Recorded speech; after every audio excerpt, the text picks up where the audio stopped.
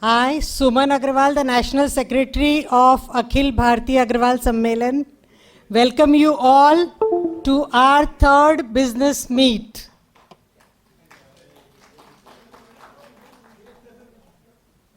We at Akhil Bhartiya Agrawal Sammelan are trying to coordinate and help our community in expanding their businesses or set up new ventures.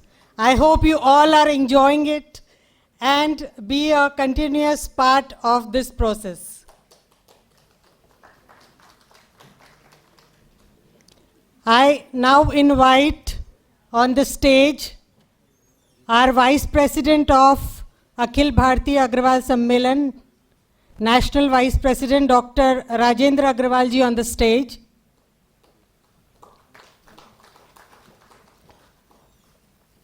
President Akhil Bhartiya Agrawal Sammelan Mumbai, Mr. Shivkant Khaitan ji, please come on the stage.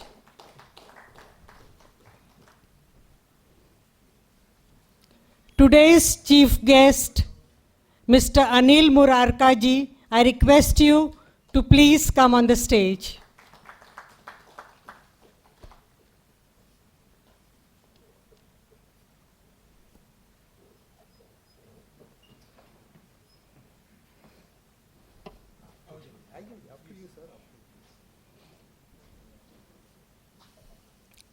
I request our President to honor our chief guest with a token, a memento, and a shawl.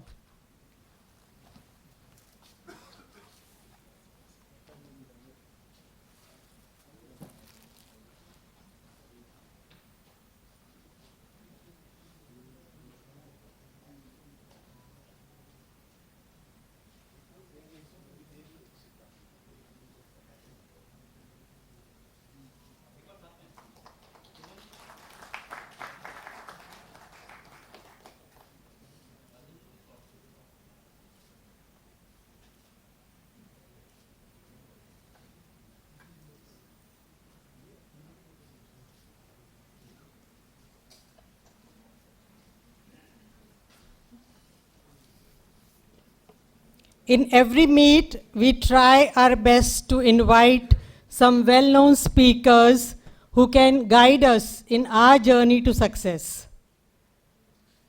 Today, we have invited Mr. Arjun Vaidya.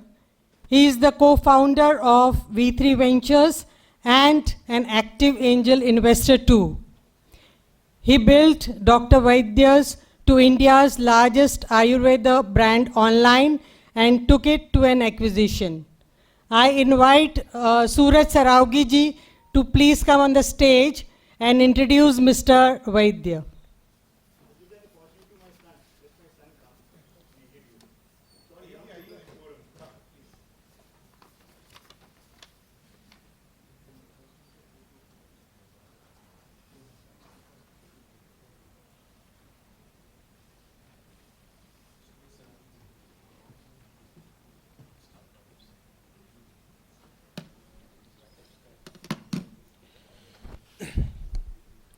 Hello. Okay. So Mr. Arjun Vaidya is the founder, as mentioned before, of Dr. Vaidya's New Age Ayurveda. Prior to his entrepreneurship, he was studying at Brown University with a degree in international relations and economics. He then went on to work private equity at a consumer sector focused fund, L Capital Asia. In October 2016, Arjun quit his job to take on his 150-year-old family legacy of Ayurvedic formulations that his grandfather left behind. After taking over the company, he took the company forward and in 2019 joined hands with Sanjeev Goenka Group and had made it one of the world's largest Ayurvedic funds. Currently, Arjun leads venture investing for Verle Invest in India through a fund called V3 Ventures, as also mentioned before. Here he focuses on investing in early-stage consumer-facing businesses. He's an active angel investor with over 80 portfolio companies and a mentor to brands in India's D2C and e-commerce ecosystem.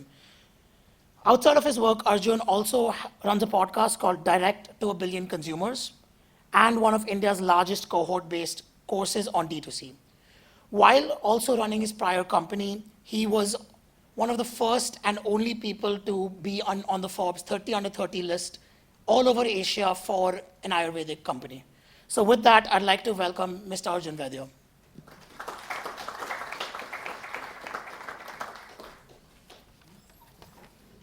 Thank you, Mr. Saraugi.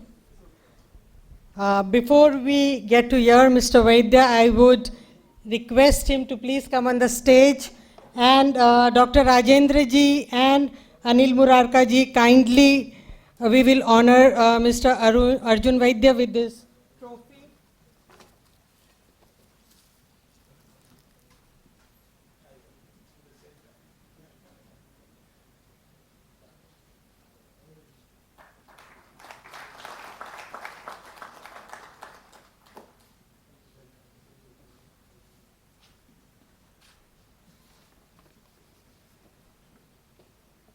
Mr. Vaidya, please come. We all are waiting to hear you.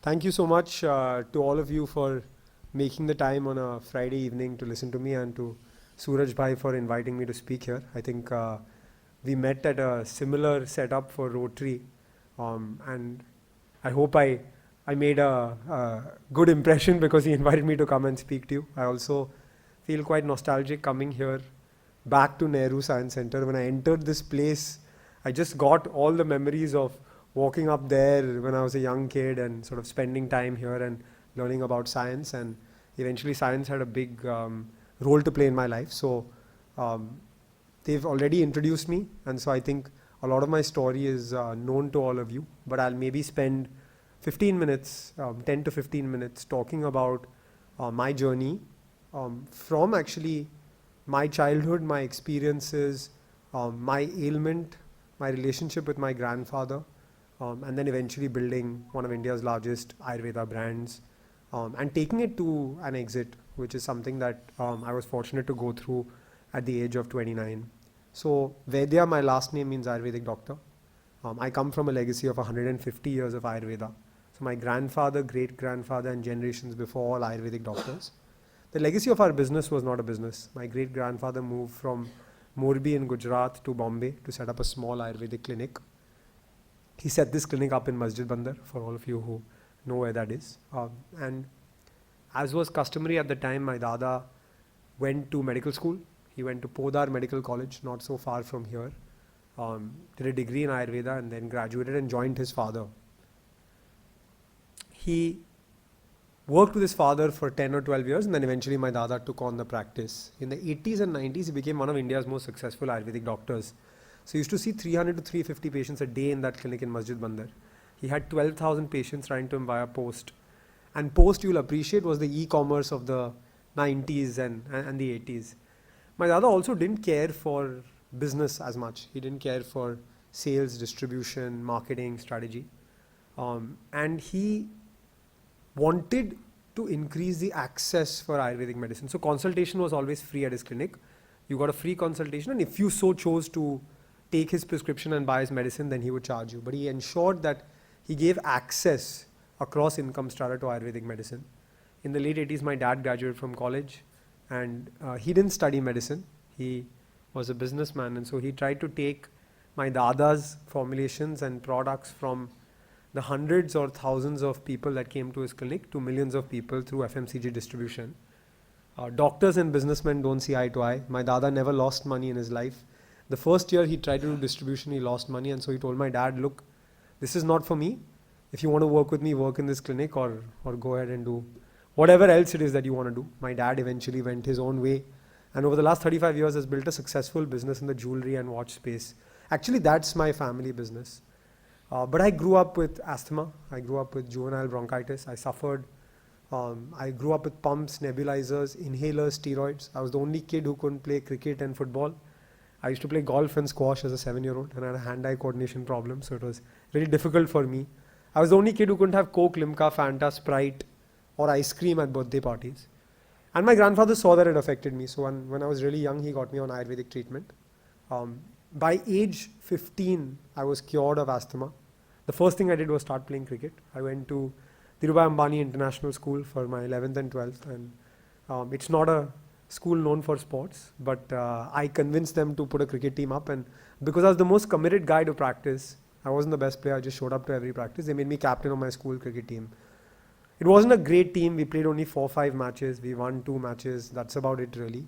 But that moment was an important moment in my life because Ayurveda had allowed me to overcome asthma and allowed me to do what I enjoyed, which is play cricket. Right? And so eventually I spent a lot of time with my grandfather. I spent so much time with him that I understood the family legacy, the formulations. I learned hard work from him.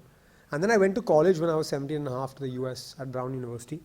And at that time, I promised my grandfather that I'll do something with this legacy that he left behind. He convinced me to study biotechnology, so I would come back and bring a modern spin to Ayurvedic science. I went to a liberal arts college where I didn't have to decide what I wanted to do in year 1. I eventually studied economics and politics.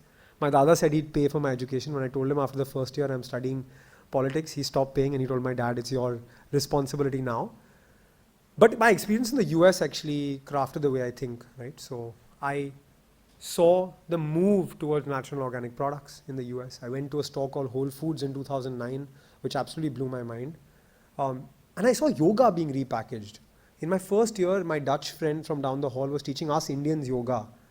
With yoga mats, yoga gyms, yoga apparel, Lululemon, I saw a multi-billion-dollar industry built in the US from what was ours just repackaged and sold back to us. And that didn't sit well with me. I'm a very patriotic Indian. I wear this band with the Indian flag on my hand. I've been wearing it for the last 13 years. And so I called my dada from campus and I said, hey, we can't let the same happen with Ayurveda. We have to be Indian companies taking Ayurveda to the world and sort of making it modern and aspirational.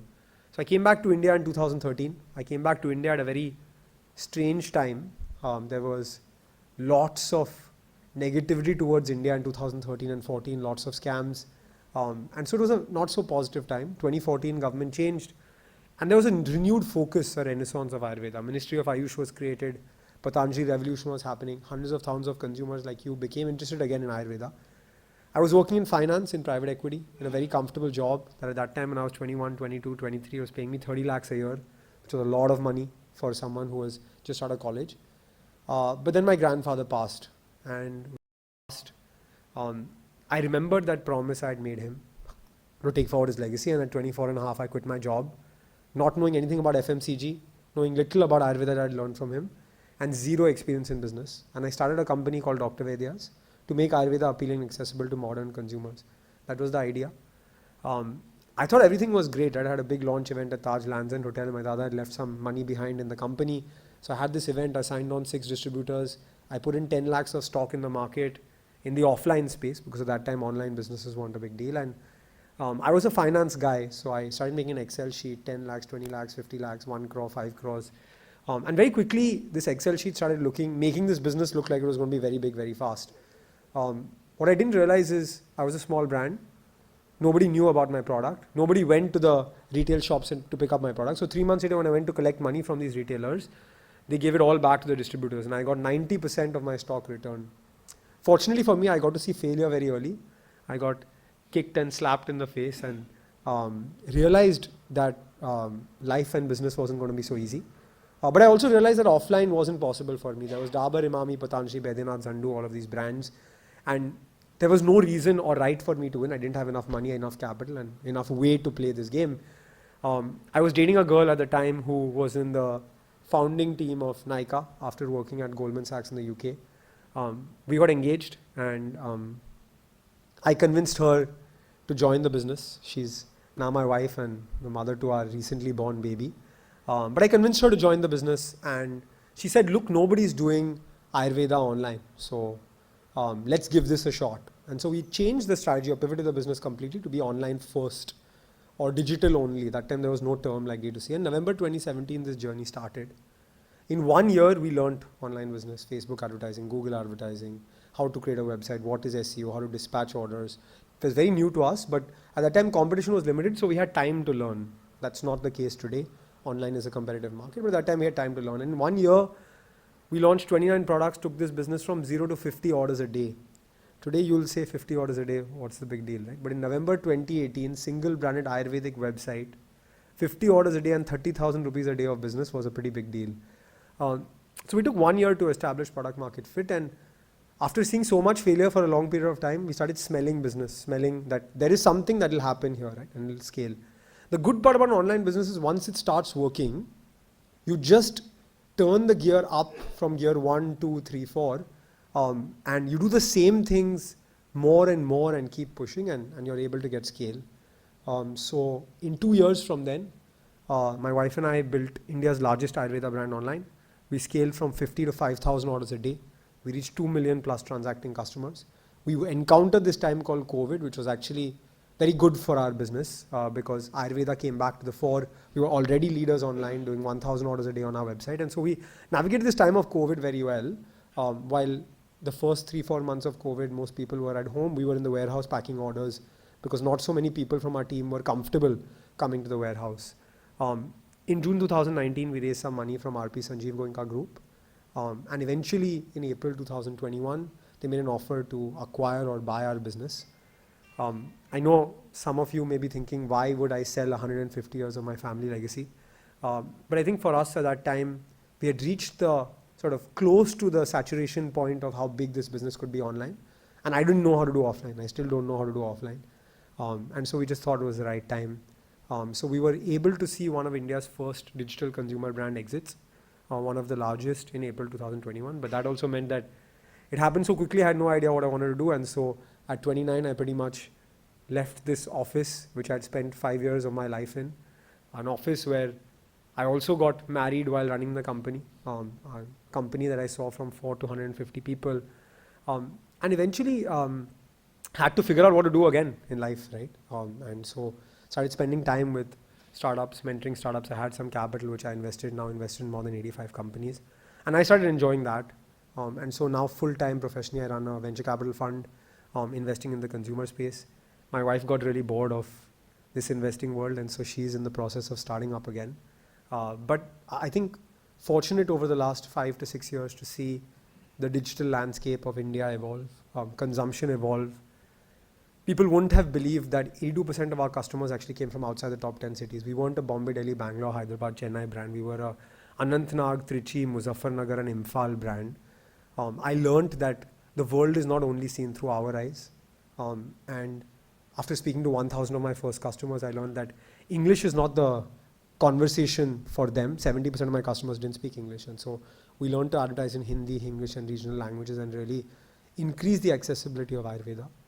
I was fortunate also to be able to build this business and run a factory as well. I think that was one of the biggest learnings for me. I used to call my dad on the way back from Silvassa every time saying, do I really need to do this? I'd rather just contract manufacture these products. But running a factory with taking it from 4 to 50, 60 people, buying machines, understanding automation, I think was a beautiful experience that lots of startup entrepreneurs don't have. And I think as the world moves back to more offline business, I think that was a beautiful experience that I had. That's been my journey. It's been a beautiful 5 to 7 years. I got to learn a lot.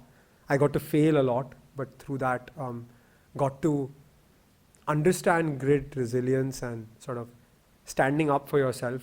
I can tell you in 2016 October, if you just put me in a room like this and told me to speak, I'd be shaking.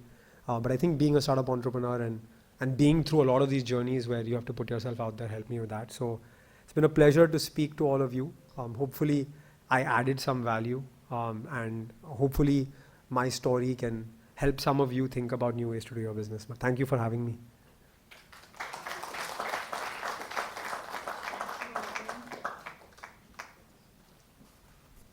अगर किसी को कोई प्रश्न है, कुछ पूछना है तो आप अवश्य पूछ सकते हैं.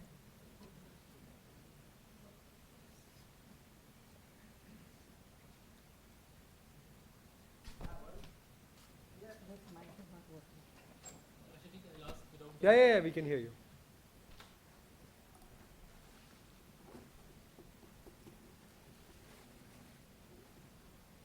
Hello. Hi Arjun, thank you so much for your for sharing your story with us. It's been really inspiring, and towards the end of your conversation, you mentioned about grit and resilience. So that I think was very beautiful what you said. So my question is around that. So do you think that grit and resilience, that is something that can be developed later in life, or is it something that you had because of your experiences when you were young? Sure. No, I had zero experience of that when I was young. I came from a family business background. I lived a very sheltered life. Grit and resilience came when I failed and failed and failed and nobody could help me. Look, I think when I was building the business, I was 24, 25, 26, 27 years old, right? All my friends were having a good time in life. They were all getting married, having amazing destination weddings all around the country and the world. And we were always the people who showed up last. We would not show up for the mehndi, go one day late, and everyone would be like, what are these people doing? They're not even running a big business, like what's happening? And that feeling is a very tough feeling, right? You are planning a wedding in your house and you don't show up for the meeting, or you show up late for the meeting and your mom takes you on the side and says, it's crazy that you're not even involved in your wedding. And by the way, how's the business going? And you go back and say, actually, I did 0 sales today, like nothing at all, right? But I think from that, I was lucky to fail very early. And when I failed so early, I became okay with it very fast. So now when my wife is starting up and one idea doesn't work out and she fails, she's stressed for an hour or so, we have a conversation and it's totally okay, right? So I think I learned grit and resilience from practical experience. There was nothing else to do, but like there's a song that I used to like a lot when I was a kid. It's a song by a group called Chamba Wamba. It's called Tub Thumping. And the chorus goes, I get knocked down, but I get up again and you're never going to keep me down. And that's the motto of any entrepreneur, right? So the moment you get knocked down too many times and you know you have no other option, you just smile and move on. So I remember once I was going through a very tough time and one of my dad's friends had come over for dinner, and he's a big businessman now, but I guess he would have, I don't know his story, but he would have gone through a lot of things in his life. And my dad was just telling him, you know, my son's really struggling with his business. Can you give him some words of motivation? And he said, life's a video game. Some days you're up, some days you're down, some days you die, but consider your business like a video game and you'll be happy. That's a beautiful analogy. Thank you so much. Thank you.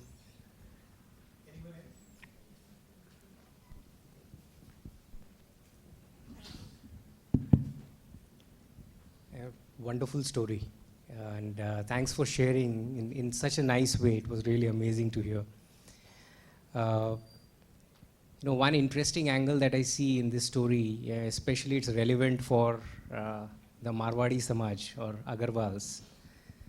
You know, you took your grandfather's legacy, modernized it, and then took it to the market, and therefore it remains, you know, in the market now. Question that comes to my mind is, you know, these concepts are really picking up now. And you put in a lot of effort in establishing that. You could have continued with this longer. So what really pushed you to sort of think for a complete exit? Yeah, so I think it's a good question. It's a question I've got like maybe 500 times since I sold the business. So I have the answer ready. Look, the business is called Dr. Vaidya's. That's my dada's name, right? And so stepping outside of emotion, and by the way, my dad is a very emotional businessman. He's a first generation entrepreneur. He thought it was absolutely crazy that I considered selling this business. He was like, what will you do in life after this is gone? What is your identity? But look, I didn't know offline.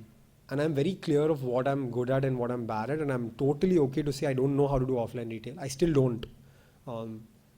And at 7-8 crores a month in sales, I couldn't see the business crossing more than 15 crores, maybe 12 crores a month online. उसके आगे तो like जा ही नहीं सकते, market ही नहीं है India में, और तब तो था ही नहीं. So if I knew the future of the business was offline and I was not able to do it, what's the point of overstaying your welcome, right? At the end of the day, Dr. Vaidya's will still be our family's name. Nobody will ever be able to change our name from us. And so what was best for the business at that time was this. I'm not going to lie and say that we just sort of did some daan and handed over the business. We got paid out very fairly for the business as well. I think financially it was a large outcome for me at 29. And, you know, it didn't mean so much what the size of the financial outcome was, but for me at 29 to be able to buy a house in the same building my parents live in was a big achievement. So I think that was, I'm not going to say the financial outcome had nothing to do with it, but I think if you talk about from the business sense, I don't think we were able to take it so much far forward from there. Thank you. So, you know, like in Western companies, at least they say that after a while the founder has to leave and they hire a professional CEO, and in India we think like that, how can you do that? But that's what happened. I could see a lot of message which you have passed on because of sharing your authentic story and legacy. We, the Agrawal families, dominating in the business sector, but we have such stories, legacies, but we are not encashing it. And yet, after knowing your story and converting into the digital world and encasing in the current scenario, it's a good message for us. And how can we convert this Sure, sir. as a whole, as a community? Can you say a few tips on this? Sure, sir. So, you know, after we sold our, so I come from a family business background, so most of my friends are in their family business, right? We were the few people who were doing a startup. So actually I would find it very odd that I'd be out at a party and there was nobody to talk about startups to. But when we sold the business, that's when people around us started seeing this also can be done. You know, we can also do this with our business. We can also modernize with our business. And so I must have spoken to 30, 40, 50 people in my social circle who also want to do something similar. ये एक packaging business है, startups को packaging बेचना है तो एक नया line start करेंगे, एक नया डिवीजन स्टार्ट कर सकते हैं, right? The one thing I will say is that कुछ नया करना है तो शुरुआत से करना है एंड एफर्ट लगा के करना है. The amount of people have come and said to me, ये आइडिया है बट मैं तो बहुत बिजी हूँ मेरे फैमिली बिजनेस में, तो आई डोंट हैव टाइम, ये करना है मुझे, बट आप CEO कुछ ढूंढ लो मेरे लिए, फिर वो कर लेंगे, right? And I think that's the biggest error you can make. If you don't put the effort in yourself, if I didn't work 16 hours a day for 2.5 years to establish product market fit, it's not going to happen, right? And so I think like I have a family business now in the jewelry space, and obviously after we sold the business, we went in and helped my dad bring some digital to the business, and today 22% of his business comes from digital, and it's a very high value product. At that time, my dad, who has 35, 40 years of experience in business, told my wife and I, for this, I'm your student. You tell me what I need to do and I'll do it, right? So I think that attitude or mentality of going down from scratch and starting from scratch is the biggest thing that I could say is a learning. And if that's done and you have the humility to say, even though I'm running a 100, 200, 500 crore business, I'll learn from scratch and do it from scratch, that can be very powerful. Thank you so much. So unfortunately, I have a 3-month-old baby who just had a ear piercing today. And so my wife has been calling me back home. So I may not be able to spend so much time with you after this is over. But I just wanted to say thank you, Suraj Bhai, for inviting me. And if anyone here wants to get in touch with me, you have my details as well. Absolutely, absolutely, sir.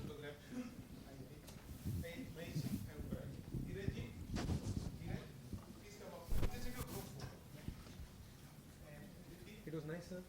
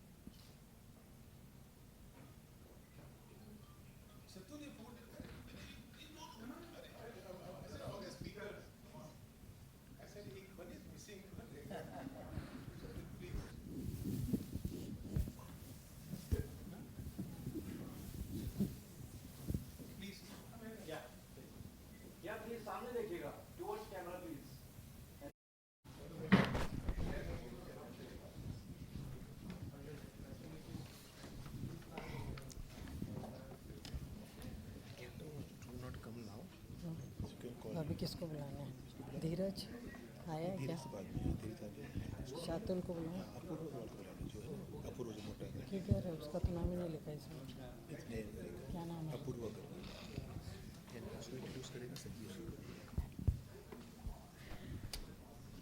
Now I would like to call Apurva Agrawal on the stage. And before that, I would want Sanjeev Swarupji to come and introduce him, please.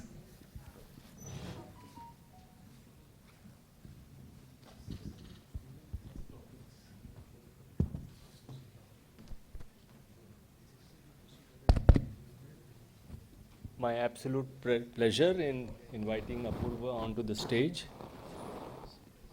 Yeah.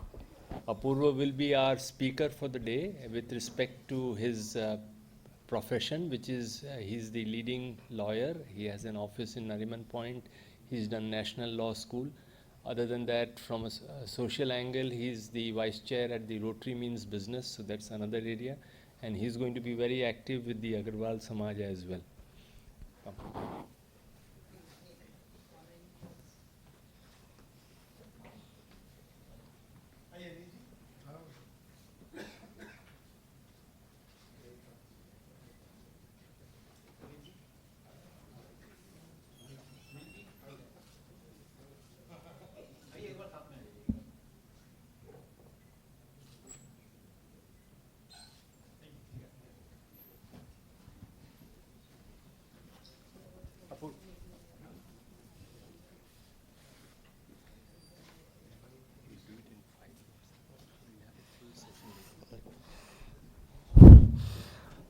Good evening, everybody. I've been invited to talk about wills and succession planning.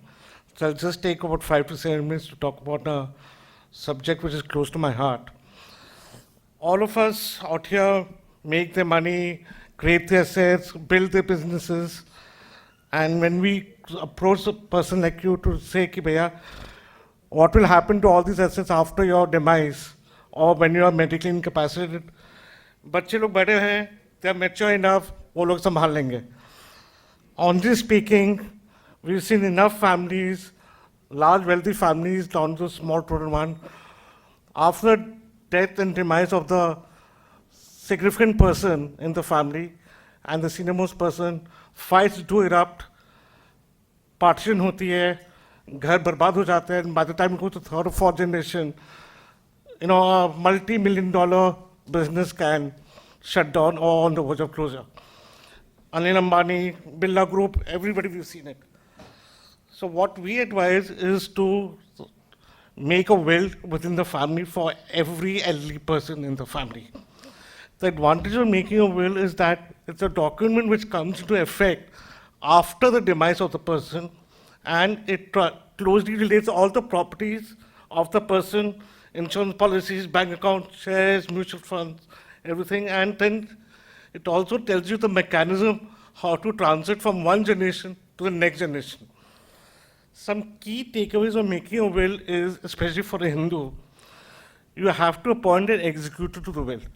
An executor to the will should be independent, impartial, and trustworthy within the family. A family friend, most likely.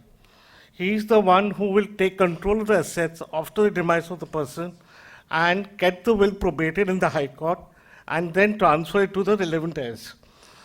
Then you have to list down all your assets properly so that there is no ambiguity. Then you should have a clear-cut beneficiary list, who are the beneficial owners of that property and which property will go to which person. Don't say half of my wealth will go to ABC.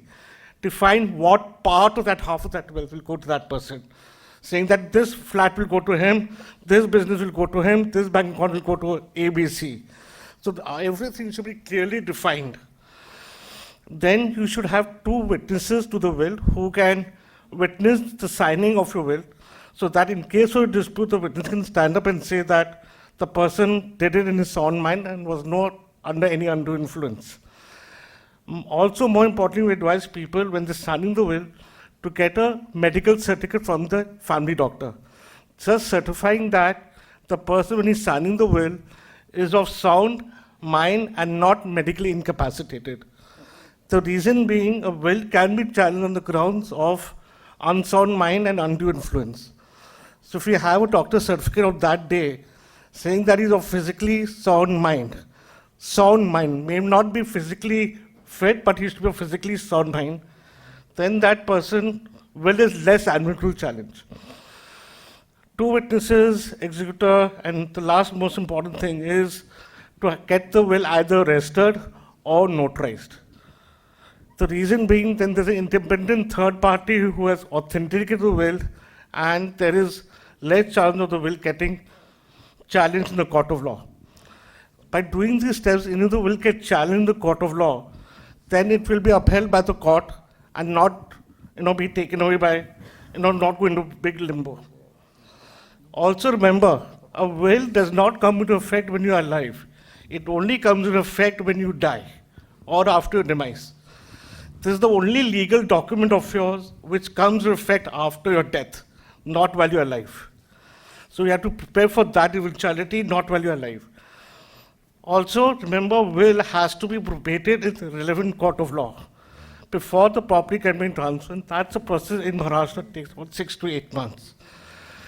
So these are key elements of a will, and we advise people to make the will. And there's another element which we've been advising people to do is, if a large HNI family, is to make your family trust, where you can transfer your assets to a trust, and so it's like a living will, and there's no ambiguity left in the future.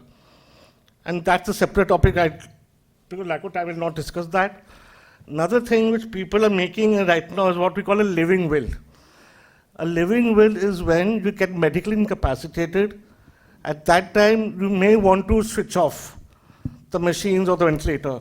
So you leave that right to your closest kin to decide when to switch off the machine. I mean, you may meet a major accident and may be on artificial life support. You may not want to be on that for a long period of time. So then you let the best of it, your wife, your spouse, or your husband, or children, or your best friend, what we call, to make that decision. That living will document has to be testified and notarized before a judicial magistrate. Yes, so that's all about a will in a nutshell, and I'm happy to take questions if any.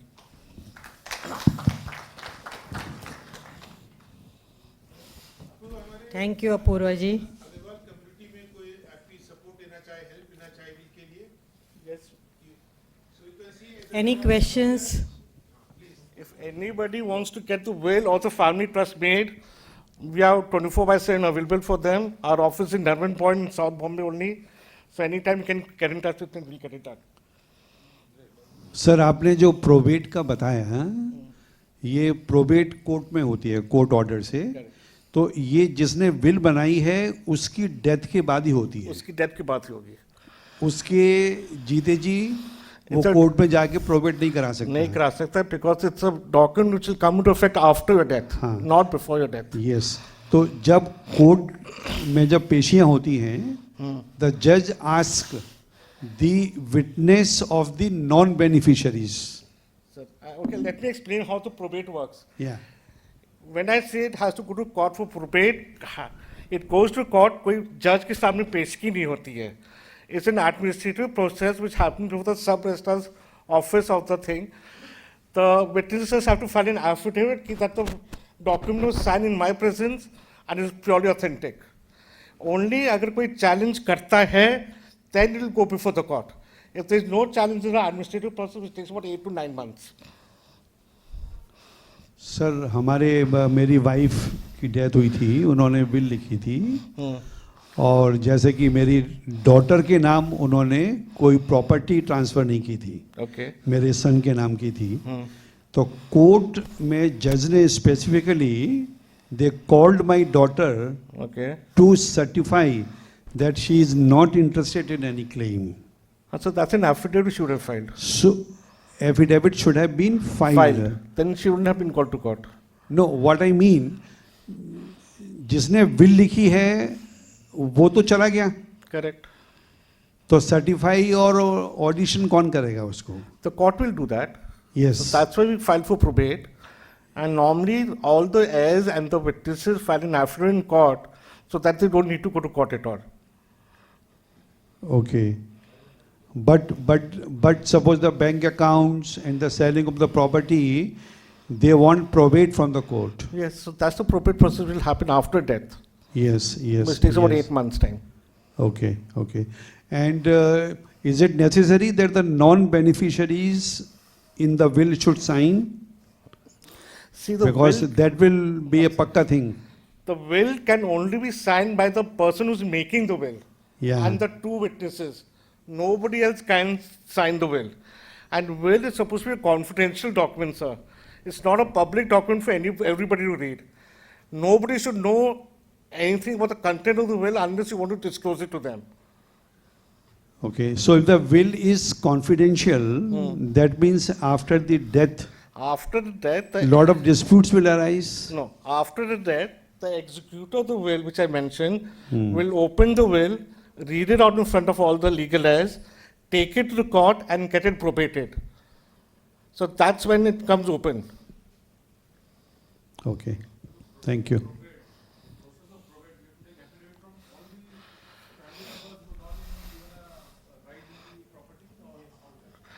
We tend to take after all the legal heirs as per the Hindu Succession Act, so that in future there is no dispute. During the probate process.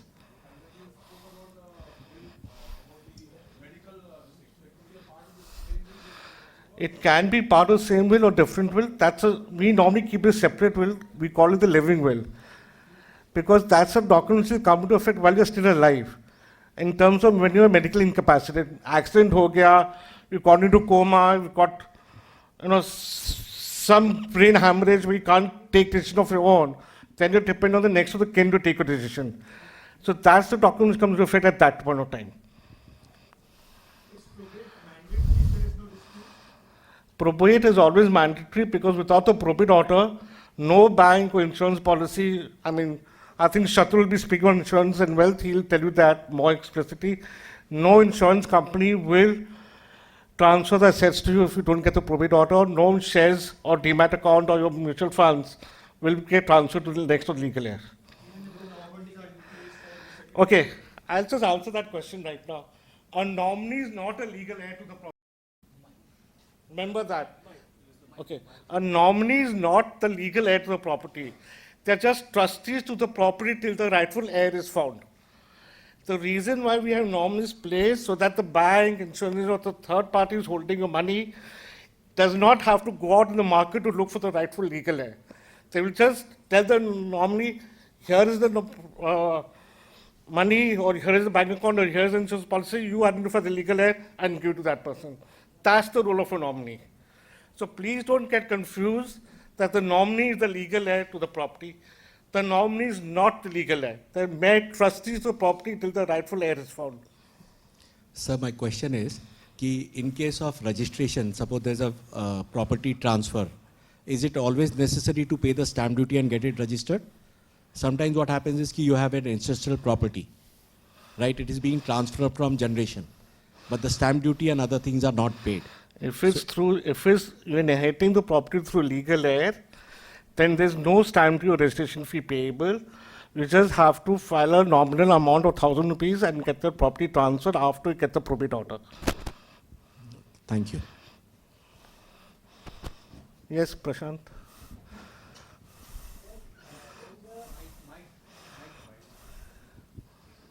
Sir, when the will is already in place, that means the person who is giving the will might be not considering interest of some other beneficiaries of the same family, right? But at the time of probate, other members of the family, they may be interested to get some share of that. They may object to give the probate in favor of particular person. Then how to protect this? Okay. Normally there are two ways of protecting it.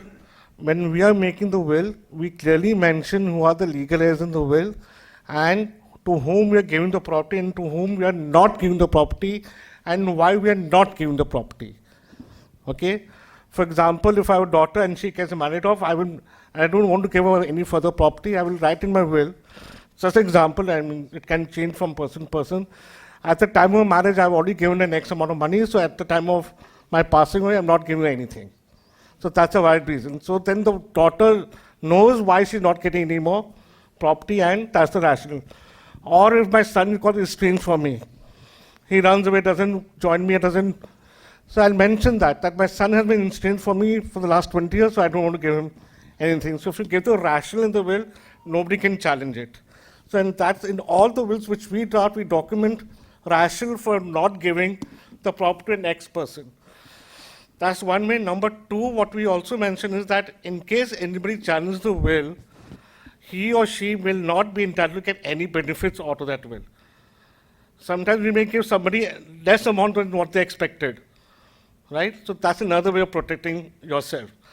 And getting the document registered and following the various processes which I've told you also safeguards you very well.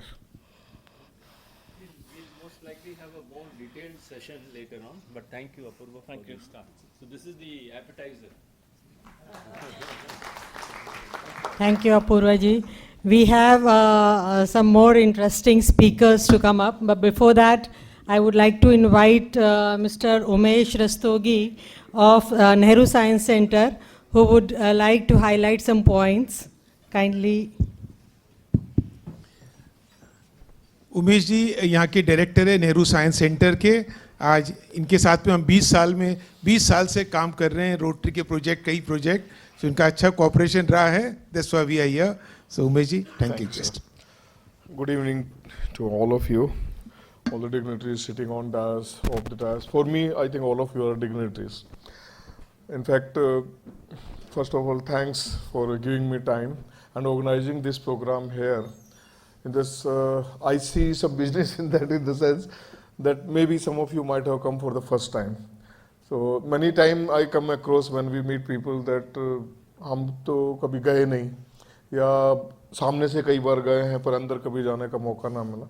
But what we have inside, perhaps right from the gate itself, you can see exhibits, interactive exhibits, where we just try to make people to enjoy science.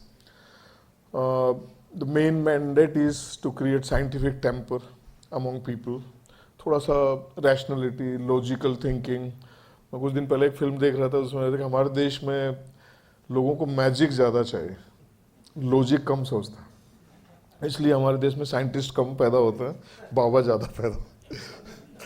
So logic, so far as business is concerned, there also I think you need. Now we have made it science. Scientists, when I say scientist, means it's not people who are doing only R&D in science based, maybe whether it is biotechnology or science or physics or chemistry. But science itself, word says it's something related with knowledge. Now we have made it a subject and knowledge may be separated from there.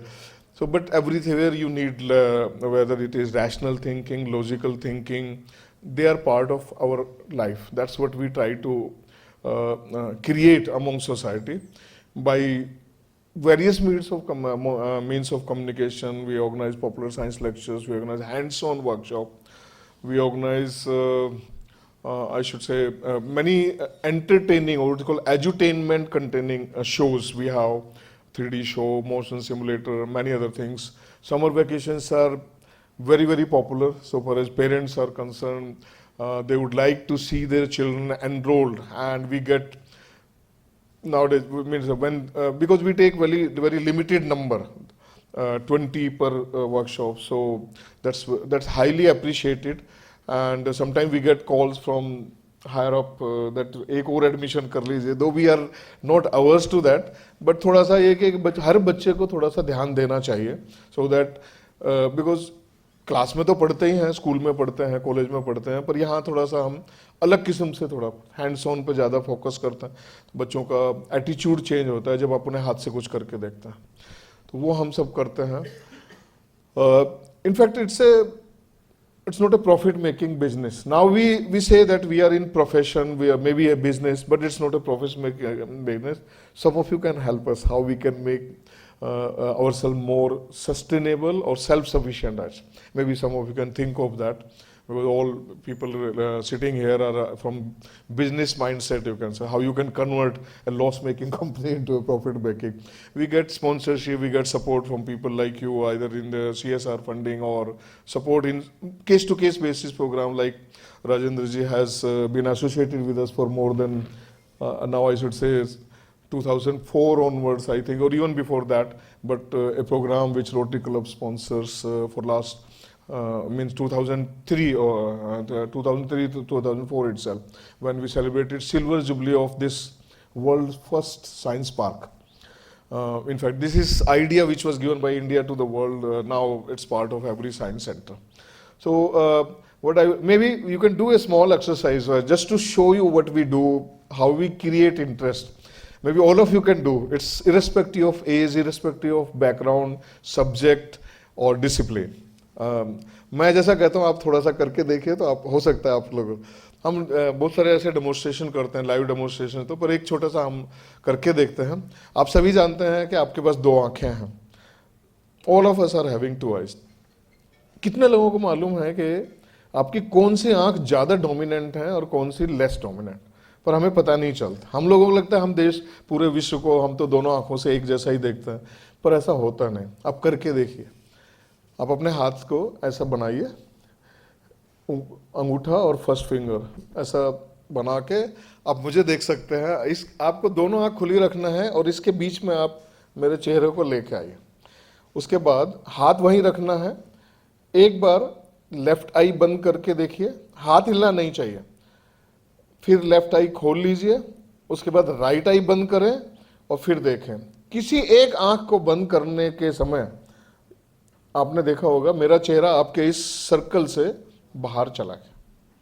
जिस आंख को आप बंद करते हैं और उस समय जो चेहरा बाहर गया है वही आंख आपकी डोमिनेंट आई. मोस्टली 80% केसेस में राइट आई डोमिनेंट आता, 20% केस में लेफ्ट आई. ऐसा रिसर्च करके देखा होगा आपने सभी, जो नहीं करके देखिए. वो बोलते हैं ना करके देखिए अच्छा लगता है. That's what we do basically. Interactivity, whether it is immersive body experience with your hands on. So आपने देखा होगा एक आंख, तो क्योंकि आप जाने अनजाने में जब आप बीच में लाए दोनों आंख खोल के, तो आपको लगा दोनों आंखों के साथ में मैं बीच में लेके आया चेहरे को. लेकिन होता क्या है, जो आपके डोमिनेंट आई है वो रोल ज़्यादा प्ले करती है. आप उसी के हिसाब से उसको बीच में करते हैं, और जब आप उसको बंद कर लेते हैं तब आपको पता चलता है लेफ्ट वाले ने तो कुछ कंट्रीब्यूट ही नहीं किया, या बाई राइट वाले जिसको आपने, तब आपको पता चलता है. अब सवाल यह है कि ये तो पता चल गया कि आपकी कौन सी आई डोमिनेंट है, बट उसका फ़ायदा क्या है? अगर हमें पता चल गया तो फ़ायदा क्या है? तो उसका फ़ायदा है खासतौर से जब आप निशाना लगाते हैं उस समय, तो जिनकी राइट आई डोमिनेंट है वो अक्सर राइट हैंड से ऐसा पकड़ के निशाना, जिनकी लेफ्ट आई डोमिनेंट है वो थोड़ा सा लेफ्ट हैंड, नहीं तो फिर निशाना ठीक नहीं लगा. तो इस तरह का ऐसे बहुत सारे हम एक्टिविटीज़ करते हैं वेयर वी ब्रिंग देम. एक लेक्चर बनाया हमने साइंस विदाउट प्रॉप्स, मतलब we don't use any props, with your body you can do. It's a incredible machine. इतना ज़्यादा इंस्पिरेशन आपका बॉडी से मिलता है. आप बहुत सारे साइंस उसमें आप डेमोन्स्ट्रेट कर सकते हो, whether it is a simple machine और ए कैमरा और so many things. So that's what we do and we try to excite children. Science is not as difficult but it's part of your life. You cannot avoid, whether you go to commerce, humanities or any other thing, it will be part of your life. So we should accept it and try to make our life more logical, more rational, so that we can enjoy, we can make more informed decision, whether it's business also. मुझे याद है एक पढ़ रहा था मैं कि उसमें भी लॉजिक चलता है ना, कि एक आदमी कहता है कि पड़ा हुआ है, फिर एक क्या सॉफ्ट ड्रिंक लेता है, फिर उठ के चल दौड़ पड़ता है, एनर्जी ड्रिंक जिसको आप बोलते. अब उसने लॉजिक तो लिया लेकिन उसको लगा दिया ऐसे कंट्री में, बोलते कि वो गल्फ में जाके लगाया उर्दू वहाँ जहाँ पे पढ़ता है. तो लेकिन उसको ये समझ नहीं आया कि उर्दू में उल्टा पढ़ते हैं ना हम राइट साइड से. तो उसको ऐसा लगा कि आप आए, ड्रिंक पिया, पड़ गए, मर गए, जबकि उल्टा था. तो आप वो ये चीज़ें जो लॉजिक, मेरे कहने का मतलब है कि लॉजिक जब आप लगाते हैं तो आप कॉपी करके नहीं करना है, आपको लॉजिक उस हिसाब से लगाना है, आप कहाँ लगा रहे हैं, किसके लिए लगा रहे हैं. That's also part of business. I will stop here, thanking for, but whenever you are coming, we need support. You can, those who want to join us, most welcome. We have a website you can go through. We are quite dynamic so far as activities are concerned, being visited by almost 6 lakhs people a year. We are able to generate a good fund also, but not sufficient to become self-sufficient. Only Science City, Kolkata, that is the self-sufficient. But that shows a hope that we can.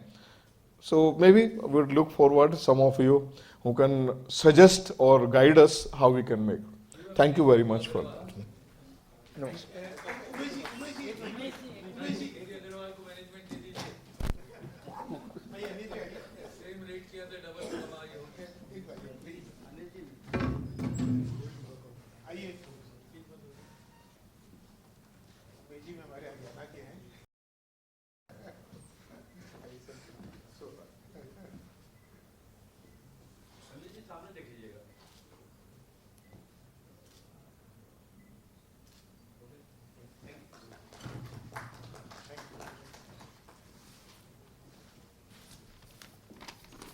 Thank you, Umesh ji.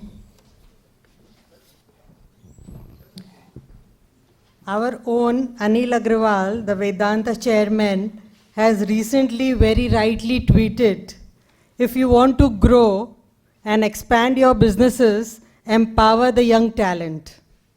Today we have amongst us such a young talent, Riddhi Agrawal, daughter of our National Vice President of Akhil Bhartiya Agrawal Sammelan, Dr. Rajendra Agrawal.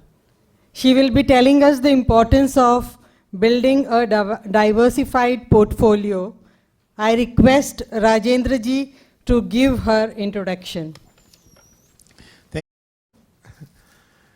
Riddhi is my daughter, and her education is, she's an MBA in capital market from NMIS.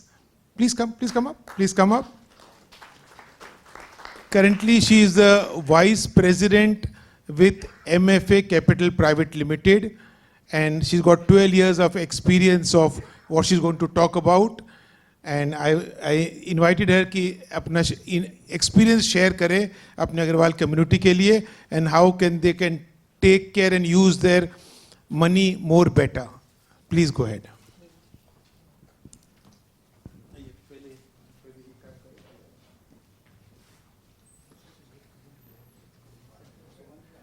Come in the center.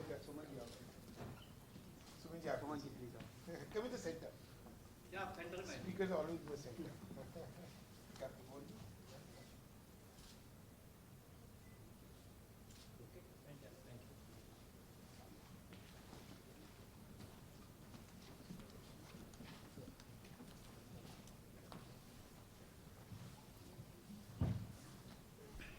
Hello everyone. Thank you so much for having me here and giving me this opportunity to speak. So today the topic given to me by my dad is diversification and asset allocation and why that's important. So this is actually a topic that's very, very dear to me. I have been a financial life coach for the last 12 years, helping my clients manage their overall financial life in a better way. We have come across many, many clients over the last 12 years that I have personally managed who have come to us in a complete financial crisis where a huge portion of their portfolios, say 70 to 80%, has been in one particular asset or asset class. I mean, we had one client who actually came to us with 85% of his wealth in one stock. He was a leading banker and his entire wealth was in a top bank that actually crashed, and he had actually taken a loan in order to exercise those ESOPs. So we've had such situations where, yes, we've had clients with 70 to 80% of their wealth stuck in real estate, stuck in gold for that matter, or even bank FDs. So while each asset class has its importance, it's very important to have a diversified portfolio, just as it's important to have a balanced meal. I mean, all of us know that if we go on a complete high-carb diet or only a high-protein diet, how detrimental it's going to be for our health. It's exactly the same way when it comes to your investment portfolio. So I'll just quickly take you through the various type of asset classes that we can look at investing in. The first most traditional form is, of course, debt. Debt is nothing but your fixed income instruments where you invest and get a fixed return. So this includes everything from your bank FDs, your Government of India bonds, corporate debentures, and also your various government backed schemes where you have PPF, NPS, senior citizen savings schemes, and various other options where you can invest for a fixed period of time, get a fixed return with a low risk profile, if I may say. So this is suited for investors who have a low risk profile, who are looking for a fixed income stream, and who are not very comfortable with too much volatility in their portfolio. The next asset class is equity. Equity, by virtue of its name, means ownership. So which means that if you were to become a part owner or invest in a business, you invest in equity. So this, includes everything right from your stocks, investing in the share market, investing in equity mutual funds where you invest in a basket of diversified stocks which is professionally run by a fund manager. It includes private equity and all of that. So typically when you invest in a business, of course you are assuming more business risk than you would be if you're investing in an FD. And as we all know, higher the risk, higher the return. So yes, in equity, we can definitely, it's one of the only asset classes where you can get a double-digit post-tax return because of the business risk that you're assuming. Having said that, of course, it does come with the risk of volatility, and if not done carefully, there could even be a chance of capital loss. So it has to be done with a lot of professional advice there. So while debt and equity would form a bigger chunk of your portfolio, there are other smaller asset classes as well that should be part of your portfolio. One of them, of course, traditionally being Indians are the highest investors in gold. So yes, there should be some amount of gold in your portfolio.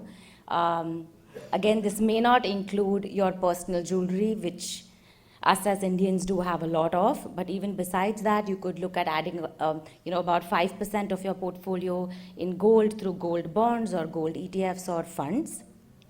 The next one being real estate. Again, real estate is something traditionally as Indians we do have high allocation to. Apart from our residential homes as well, there's land, there's commercial property, extra homes as investments. So yes, we could have some portion of your portfolio in real estate as well. There are two new asset classes, if I may say, that have gained popularity over the last few years. One of them being international equity, where basically you can take access to global markets by investing overseas and investing in the top stocks in the US and top businesses there. And why just US? In fact, across the globe. Again, this is something where we could add, look at adding 5 to 10% of our portfolio there. And last but not the least, I know this is not for everybody, but yes, crypto or digital assets, that is something that it is an emerging asset class, not yet very regulated and accepted in India, but I attended a conference in the US in October, investor conference, and the scale at which it's coming up globally in developed markets that we see is phenomenal. So definitely there is some potential there, but I think we have some time to go there from an Indian perspective. So broadly, these are the various asset classes do exist, but as an investor, we must seek professional guidance in order to create a portfolio that is best suited to us based on our time horizon, based on our risk profile, and based on various other things. So, of course, it's important to have a portfolio, that beats inflation. We are living in very high inflationary times. I mean, as we all know, we are seeing record high inflations globally. And yeah, so it's very, very important to have a portfolio that is able to beat inflation, that gives you a high real rate of return post-inflation. But it's most important to sleep well at night. And yeah, so ensure that you have an advisor who gets you to do that, and not just invest in products. Yes, of course, I know we do live in a world where we are investing in products and investing in the latest stock and doing all of that. That's great, but you must have an overview of your overall financial life and your overall portfolio across advisors, across all of it. And yeah, so we must do that. That's all. Thank you.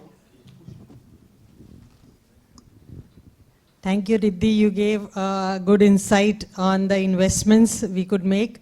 Any questions from your side?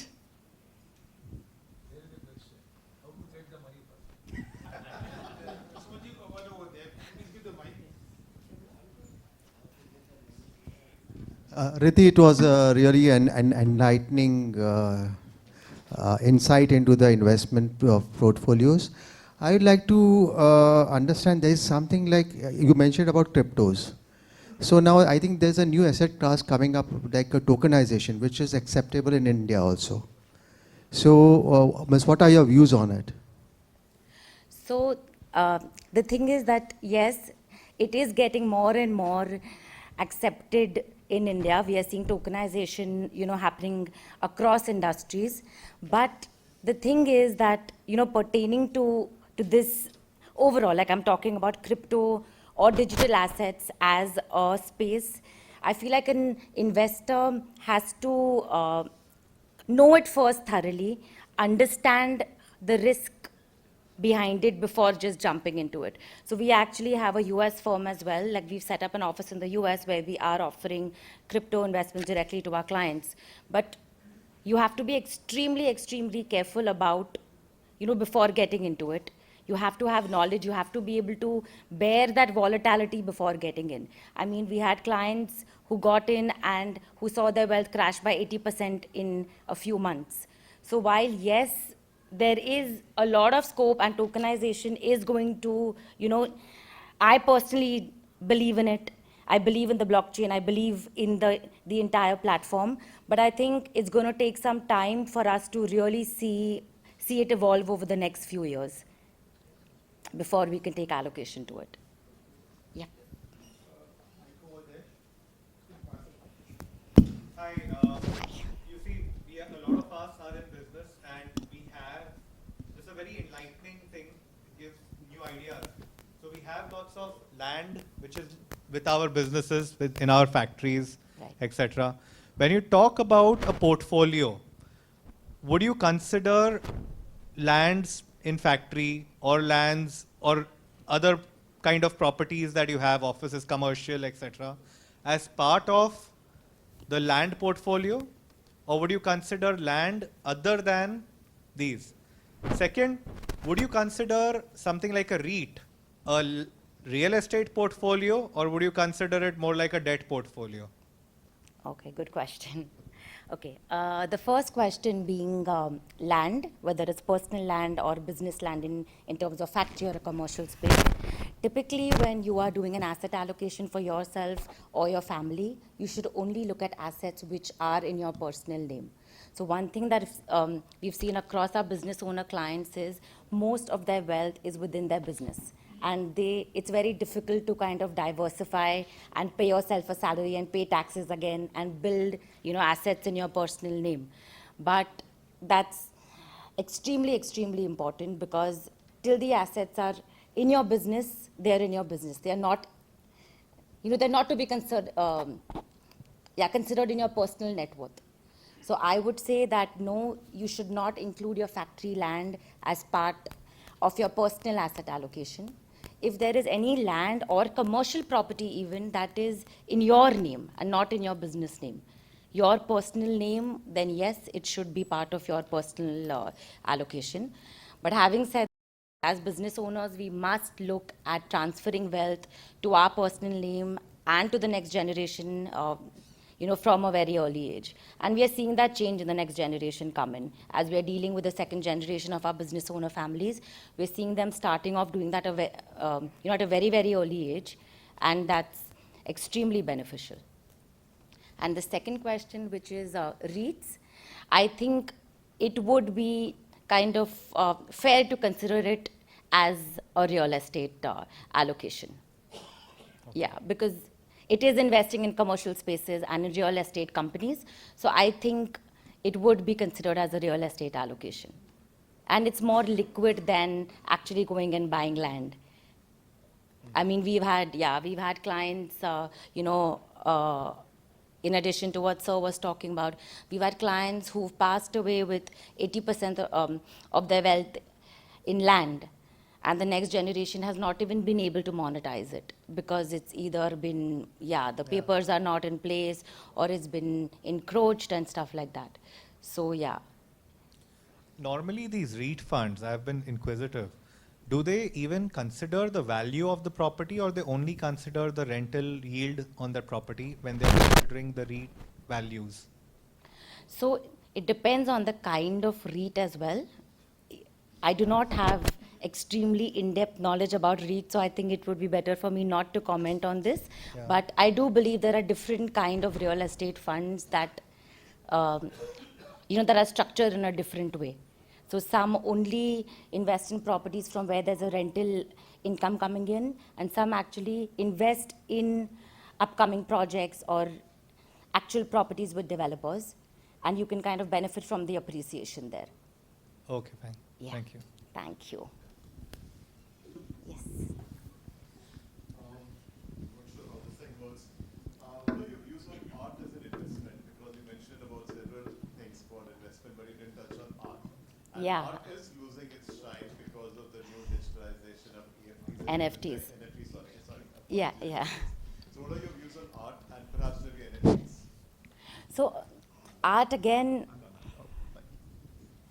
I know I didn't touch upon, art as well as collectibles. There is a large portion of us who of course view that as an asset. It is, but at the same time, I feel like it's not really liquid, and there is no liquid market for you to really monetize it. Sure, it can be part of your portfolio, but a small percentage. There is long-term appreciation. I mean, if you do invest in art with a famous artist, you know that few years down the line, you will be able to sell it for, and there will be appreciation for sure, but it's uncertain as well. And as you said, NFTs are now, changing the landscape of how we see art. So, yeah, some portion, but not too much. Yes. I'm going to take the next one. Yes. So, people who have businesses over a period of years, they have money, they can invest. So, people who have startups, how would you ask them to handle their portfolio? Because they have no money, they are on, minus back, cash back. Basically, they don't have money to do business. How will they manage? And there are a lot of startups right here, like the angel investors. So, how would they manage their portfolio? So, of course, they don't invest, but having said that, whenever they do turn profitable and they do have funds, start investing early. Like if you ask me when is the right time to invest, it was yesterday. Start investing, as soon as you can. Yes, as soon as they make money. Thank you, Riddhi, for the question answer session. Thank you. We are Thank you really so proud much. Thank you so that you are much. here. Thank you so Thank you so much, much.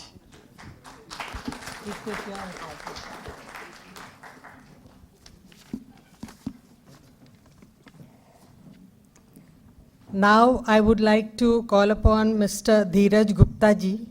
He is the founder and MD of India's largest Indian burger chain, the Jumbo King. I would want Suraj Saraugi ji to come on the stage and introduce him. Mr. Saraugi. Okay.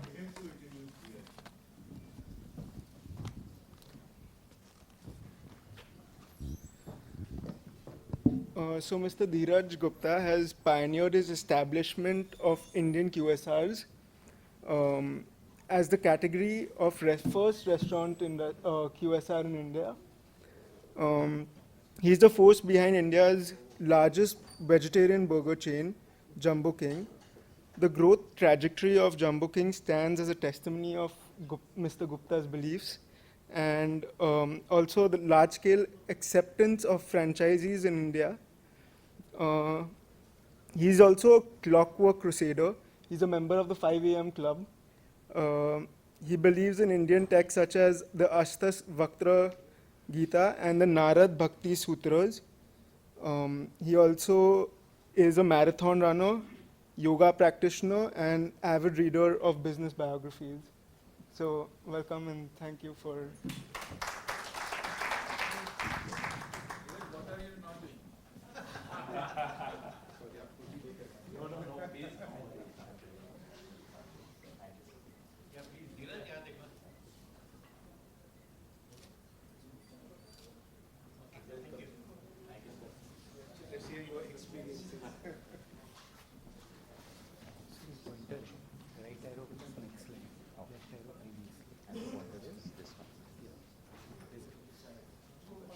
Okay, thank you so much. I think that was a very nice introduction. It got sent by my team, तो उन्होंने काफ़ी अच्छा काम किया है.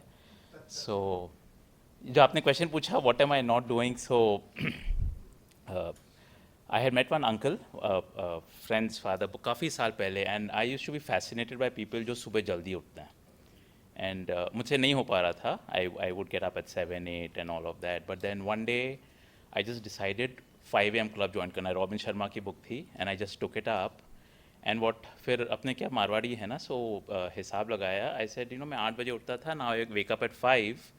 That's 3 hours a day into 365 days. I actually added 1 full month into my life every year.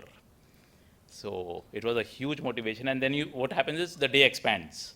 आप हर एक चीज़ कर सकते हो, and energy levels are super high. So I will talk about it on some other day. Today, I think, I've been asked to talk about, how Jumbo King got built. And यहाँ पर ना, again, मैं देखता था, McDonald's है, Starbucks है, Subway है, इन लोग सोचते कैसे हैं?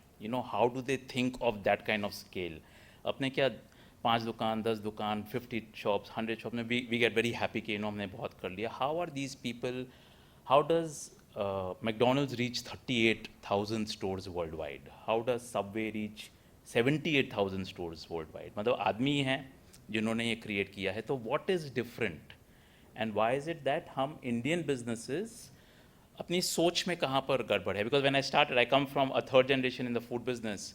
So people, and hotel management किया, फिर MBA किया in finance, and people would say नहीं वो McDonald's कर सकता है because वो McDonald's है. हम नहीं कर सकते हैं because Indian customers सब अलग हैं, and father को कुछ और चाहिए, mother को कुछ और चाहिए, बच्चे के लोग कुछ और चाहिए. And my question always was, how come हम McDonald's में जाके सारे की पूरी family जाती है और सब burgers खाते हैं? Domino's में जाके हम सारे pizza खाते हैं.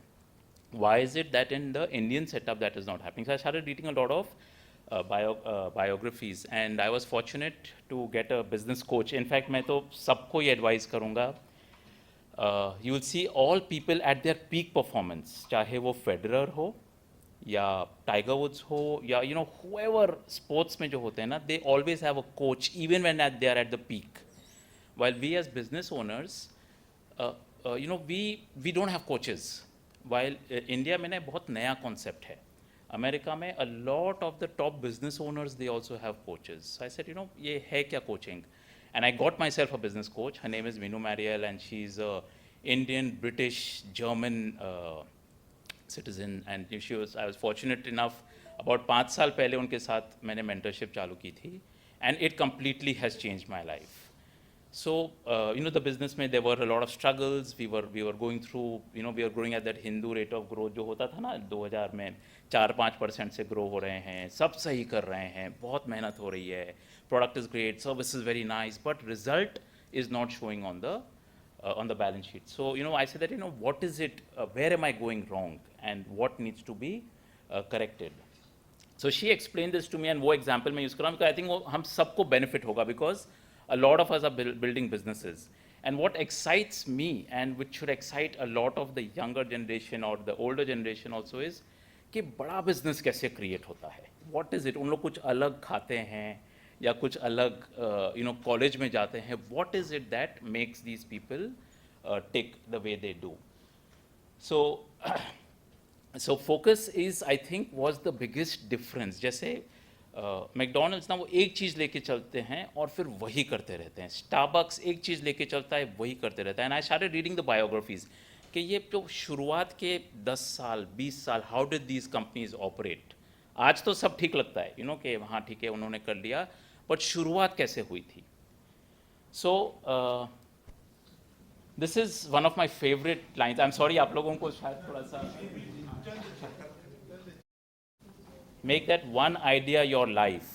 Dream it, think of it, live on that idea. Let the brain, the body, muscles, nerves, every part of your body be full of that idea, and just leave every other idea alone.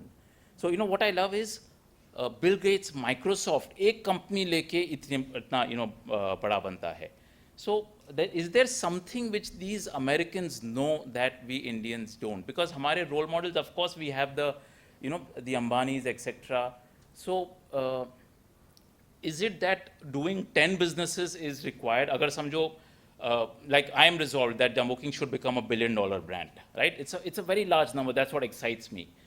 Now, does it require that I have to do 10 different brands to get to that number? कि एक चीज़ लेके चले and वो वो possible हो पाएगा. So that is the journey that I am on. So in this, I have already spoken about this. So I'm going to quickly move ahead. So my business coach and what I studied in these companies, and I'm sure that आप लोग reflect करेंगे ना when you all go home, probably in your journey. Does this resonate with you, or does it resonate with someone, some uncle or some cousin whom you may have who's done very well? So company, कोई भी company ना 3 stages होते हैं, which we need to be very, very careful. We have to, if you know it, then you can use it to your advantage. If you don't know it, then you will kind of struggle. Because I struggled, I got to know of this much later. So पहला जो stage होता है ना is called the stage of formulation, right? Roughly this is defined as when the company about शुरू होती है. 1 करोड़ का business तो हर आदमी कर लेता है आज, छोटा ठेला वाला भी 1 करोड़ का बिजनेस करता है, because that's about roughly about 30,000 a day in sale. So it's not very difficult to do. And till about 10 crores na is the formulation stage, where you're figuring out. Actually, there's a lot of is a stage of experimentation. Like when we started with Jumbo King, we started as a vada pav company. Now we have pivoted to we call ourselves the Indian burgers. There's a stage of experimentation. So every business has 6 functions. There's marketing, product training, then projects. I'm talking of the food business. Then there is finance, there is projects as a function, and there is supply chain. So ये सारे के सारे functions ना I was doing, and all entrepreneurs do on their own, because you are bootstrapped typically at this time. You can't hire the really good people because they're super expensive. आपका business उतना cash ही नहीं throw up कर रहा है. Funding is you're bootstrapping.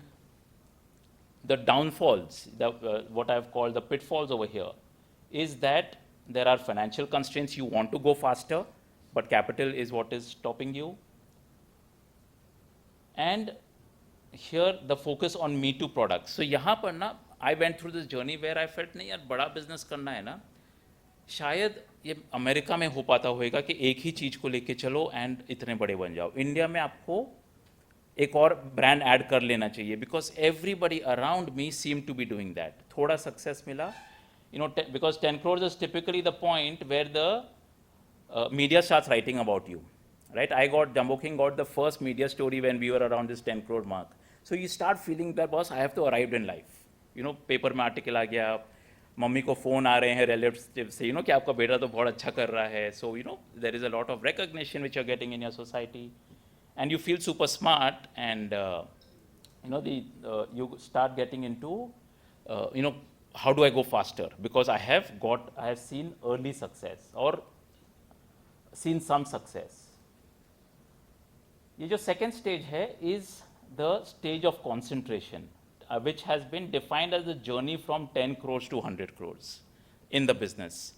And this, believe me, is the most difficult part that any entrepreneur or any business really goes through.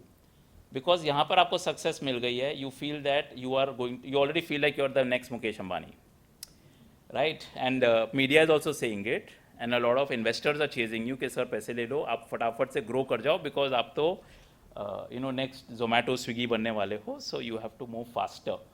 Don't be slow. I heard this the most. Don't be slow, कोई और कर लेगा. Right? So you have to move fast because idea is no one's jagir. अभी तो सबको पता है कि this is working. And this is the stage concentration, because 10 units of energy give 1 unit of output. That's why it for me it was super frustrating. बहुत मेहनत कर रहे हैं, 1 से 10 फटाक से पहुंच गए, पर ये 10 से 100 I should always वो vision board वगैरह बनाते हैं हम. I don't know if you all have seen the Secret movie and all of that. तो vision board में लगा के रखा था. In my pocket I had 100 crore का check also written with the number and a date and all of those things, and things are not moving up because 10 units of energy is giving 1 unit of output. Team is mid-management, so they are not really they're mid-management obviously because they are also they can't function on their own. तो आपको उनको handhold करना पड़ता है. And then VC funding has come in. Now VC funding में क्या होता है? That valuation game है ये, right? So आपको अपनी value बढ़ानी है. अब value कैसे बढ़ाते हो? Is by giving fancy projections. कि ये तो जी 10 गुना हो जाएगा 3 साल में. And you have, as I'm an MBA student, I'm sure that, we all know how to, आप खुद बना लोगे sheet या फिर आपका कोई CA बना के दे देगा. They'll show projections. India इतनी बड़ी market है. We are now the most populated country in the world. And, dual income families हैं. घर पे कोई खाना नहीं बनाने वाले, सब बाहर खाने वाले हैं. It's the next big thing. Food is going to work really well. So ये सब करके funding ले ली. Right now वो fund जब board meetings होती हैं, right, वो हर quarter वो बोल रहे हैं कि आपने तो बोले थे next year इतने stores, next quarter इतने stores जाएंगे, हो नहीं रहे हैं, right, and 1 साल निकल गया, हो नहीं रहा है, 3rd year हो गया, 2nd year हो गया, हो नहीं रहा है, and that is where you start getting into self-doubt, because I think all of us as entrepreneurs, now I think we are honest to begin with. There are very few people who want to really cheat the investor whom they have got on board. However, experience नहीं था, तो अपने तो projections बहुत fancy बना दिए, funding ले ली, अब the clock has started ticking, and the guy is saying that भाई फटाफट बढ़ाओ, मुझे exit चाहिए, which is where you start making these mistakes, the pitfalls, the urge to expand geographically. So we were told भाई बॉम्बे में नहीं रहो खाली, quickly get into a lot of the other cities because that is what everyone else is doing. And what I realized that everybody else was doing it because all of them had made these fancy projections to their investors, right? So suddenly the finance investor who does not know your business is starting to tell you कि आपको आपके business को कैसे चलाना है, right? Why? Because he's saying, sir, आप जो projections दे रहे हो वो तो meet कर नहीं रहे हो, right? So definitely you're doing something wrong. तो अब मेरी बात सुनो and मेरे हिसाब से करो. And I remember because I was like, यार बात तो सही है, गलती होगी तो मैं बोलूँगा सर आपने ही बोला था, इसके लिए हो गया. So अब you try to involve people into the mistake, but actually then what is happening is that आप company के लिए जो अच्छा है ना वो नहीं कर रहे हो, आपके board के लिए जो अच्छा है, आपके investors के लिए जो अच्छा है उसको आपको you don't want to say no to him. That's why you start doing a lot of things. So we expanded into Delhi, Hyderabad, Bangalore, Indore, Lucknow, Ahmedabad, Surat, Baroda, because inquiries तो बहुत आ रही हैं, but we realized supply chain is not working, it's not strong enough, marketing is not working, right? Then again self-doubt कि boss maybe there's something wrong with us, ठीक है? And ये सब के चलते I don't know why for us Bombay did not grow, which is supposed to be a very very large market. And so then the next solution is expand your product portfolio, right? Product add करो जी, बड़ा पाव नहीं, आप Frankie भी add करो, आप उसमें समझो अभी मोमोज चल रहे हैं तो मोमोज भी ऐड कर लो, एंड ब्रेकफास्ट में कुछ होना चाहिए, पोहा भी ऐड करो, because what has happened now is become a free for all, right? हर आदमी आके आपको सिखा के जा रहा है आपको आपका बिजनेस कैसे रन करना चाहिए, because you are suppose to be a rising star, which अभी जैसे हम कभी कभी होता है ना क्रिकेट में विराट कोहली फेल हो जाए तो we also start telling him कि यार इसको ऐसा शॉट खेलना चाहिए था. So, because we earn the right to advise people.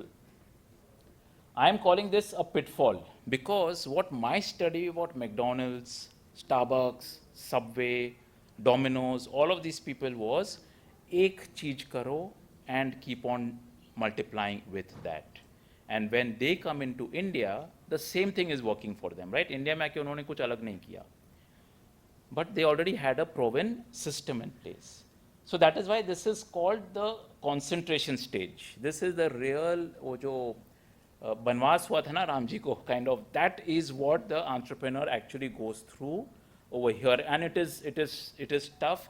The gentleman who spoke before me about Dr. Vaidya, so he did not have to go through this. So, you know, I was really amazed by his journey. But I think in our space, QSR space, retail business, traditional businesses, this is what I saw across happening with most of the people.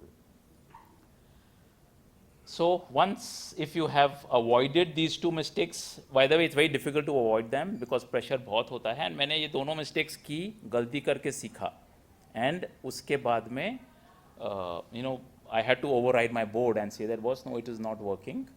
So at one point, they also gave up. They said कि भाई कुछ नहीं होने वाला है because no idea is working. तो भाई आप चलाओ जैसे आपको company चलानी है, and let us see what happens. So anyway, we shut down everything outside of Mumbai, and we said, let us come back to Mumbai and let us get this corrected. So this is where, you know, this is the third stage, which is the momentum stage. As per my coach, Minuji, why this is called momentum is because here is where 1 unit of energy starts giving you 10 units of output. यानी basically अब आपका business ना has got proven, right? Now आप इसको like a Xerox machine quickly you can keep on, you know, kind of growing it, printing, you know, printing out more and more stores in a way. This is where you now are able to afford a senior management team. You have got good people in place, you know, who are able to manage the complexity of the business as you scale up. Access to PE funding बहुत easily हो जाती है. I think this is the place where, you know, you should really be raising the money. This is the most difficult part, ये 10 to 100 वाला, because वहाँ पर आपका खुद का business ही ना actually पका नहीं है अच्छे से, because it's not proven at scale. It is proven more at the conceptual stage. And then if you don't get patient capital at this stage, it can get really, मतलब investors, of course, they are investors, they are all also well-meaning people, but they can make you do some really tough things. So you have access to PE funding, you can grow the business faster, and this is, you know, I call this from the 100 to 1,000 crores ka stage. इधर भी pitfalls हैं, you know, mistakes to avoid is shift of focus from building the business to chasing valuations, right? Because अभी, you know, 3x, 4x of valuation तो मिलना ही चाहिए because Domino's को मिल रहा है, right? So, you know, you're suddenly, you know, starting to chase valuations. So now your secondary वाले, यहाँ पर जो primary में आए थे, वो secondary exit मांग रहे हैं, right? So उनको आपको exit दिलवाना है. आपने उनको बहुत अच्छी रोजी पिक्चर बुला के लाया था, अब बोल रहे हो भाई अभी हमारा माल बिकवाते टाइम वही सेम रोजी स्टोरी कंटिन्यू करो. You know, why you saying that multiple, 2 time, 3 time नहीं रहेगा, 2 time होना चाहिए, because there is some level of expectation which has got built in. But you have to be very careful as a business owner, because आप जिसको ला रहे हो अंदर, he is the one who is going to now be part of your journey from this 100 to 1,000 crores, and you need to, you know, make sure that they get a very good return on their investment. So ये जो shift of focus from building the business, I've seen a lot of businesses where the entrepreneur gets in a good team in place, and then he thinks, भाई मैंने मेहनत कर ली बहुत, 10 साल, 15 साल, अब मैं थोड़ा सा, you know, I should go a little, you know, relaxed, let the team do what they are supposed to do, and they take their eye off the ball, losing the finger on the pulse, right? Where, you know, typically a CEO comes in and, you know, he's running the company.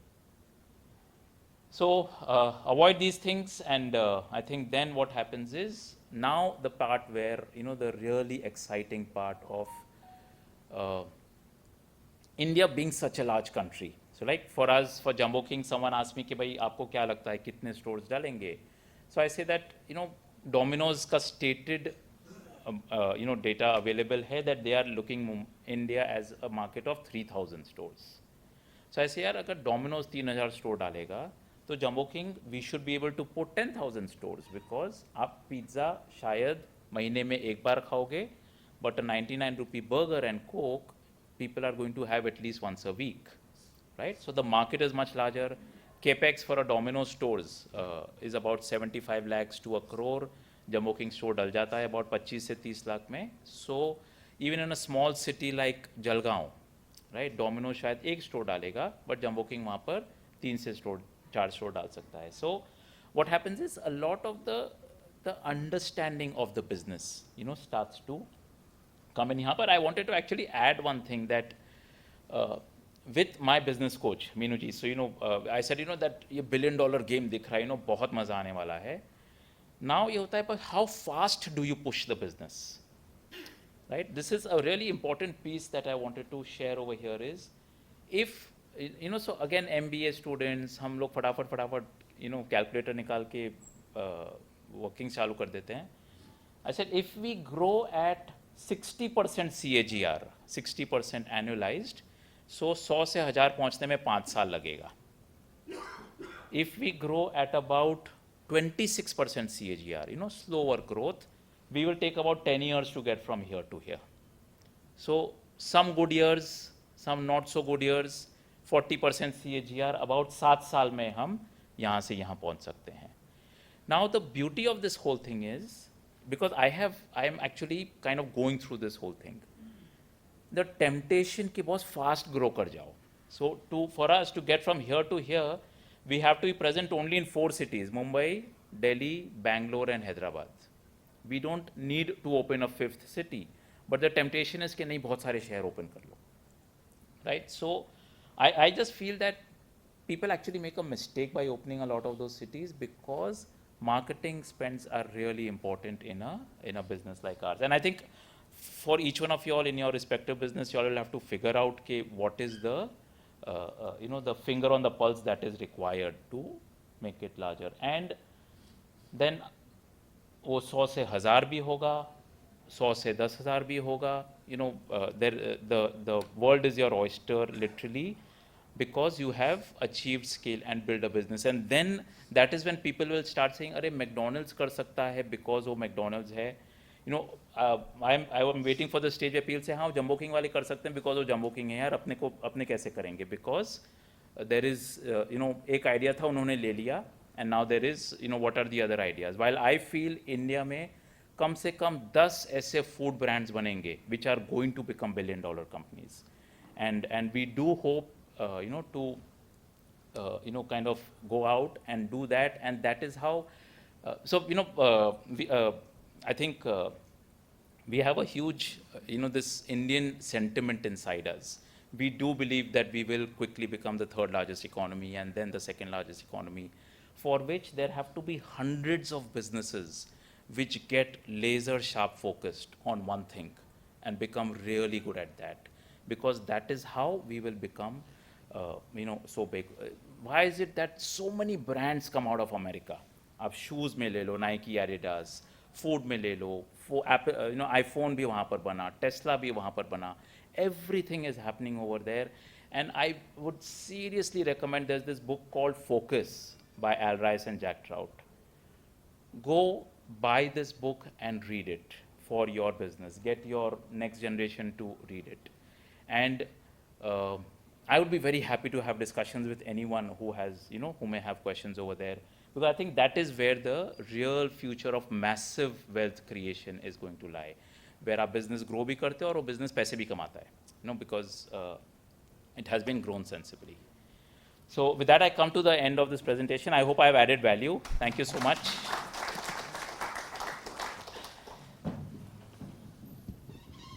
Thank you, Dheeraj. Any questions for Dheeraj?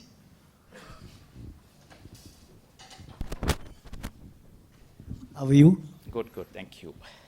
So, I would continue to address with Bhaiya. We have been in touch for a long time now. And I've seen your journey right from early stage. from an outsider's perspective, and I've been a Vada Pav fan, needless to prove it, but your twist pivot to burger has been a very good surprise for me. What motivated you to do that?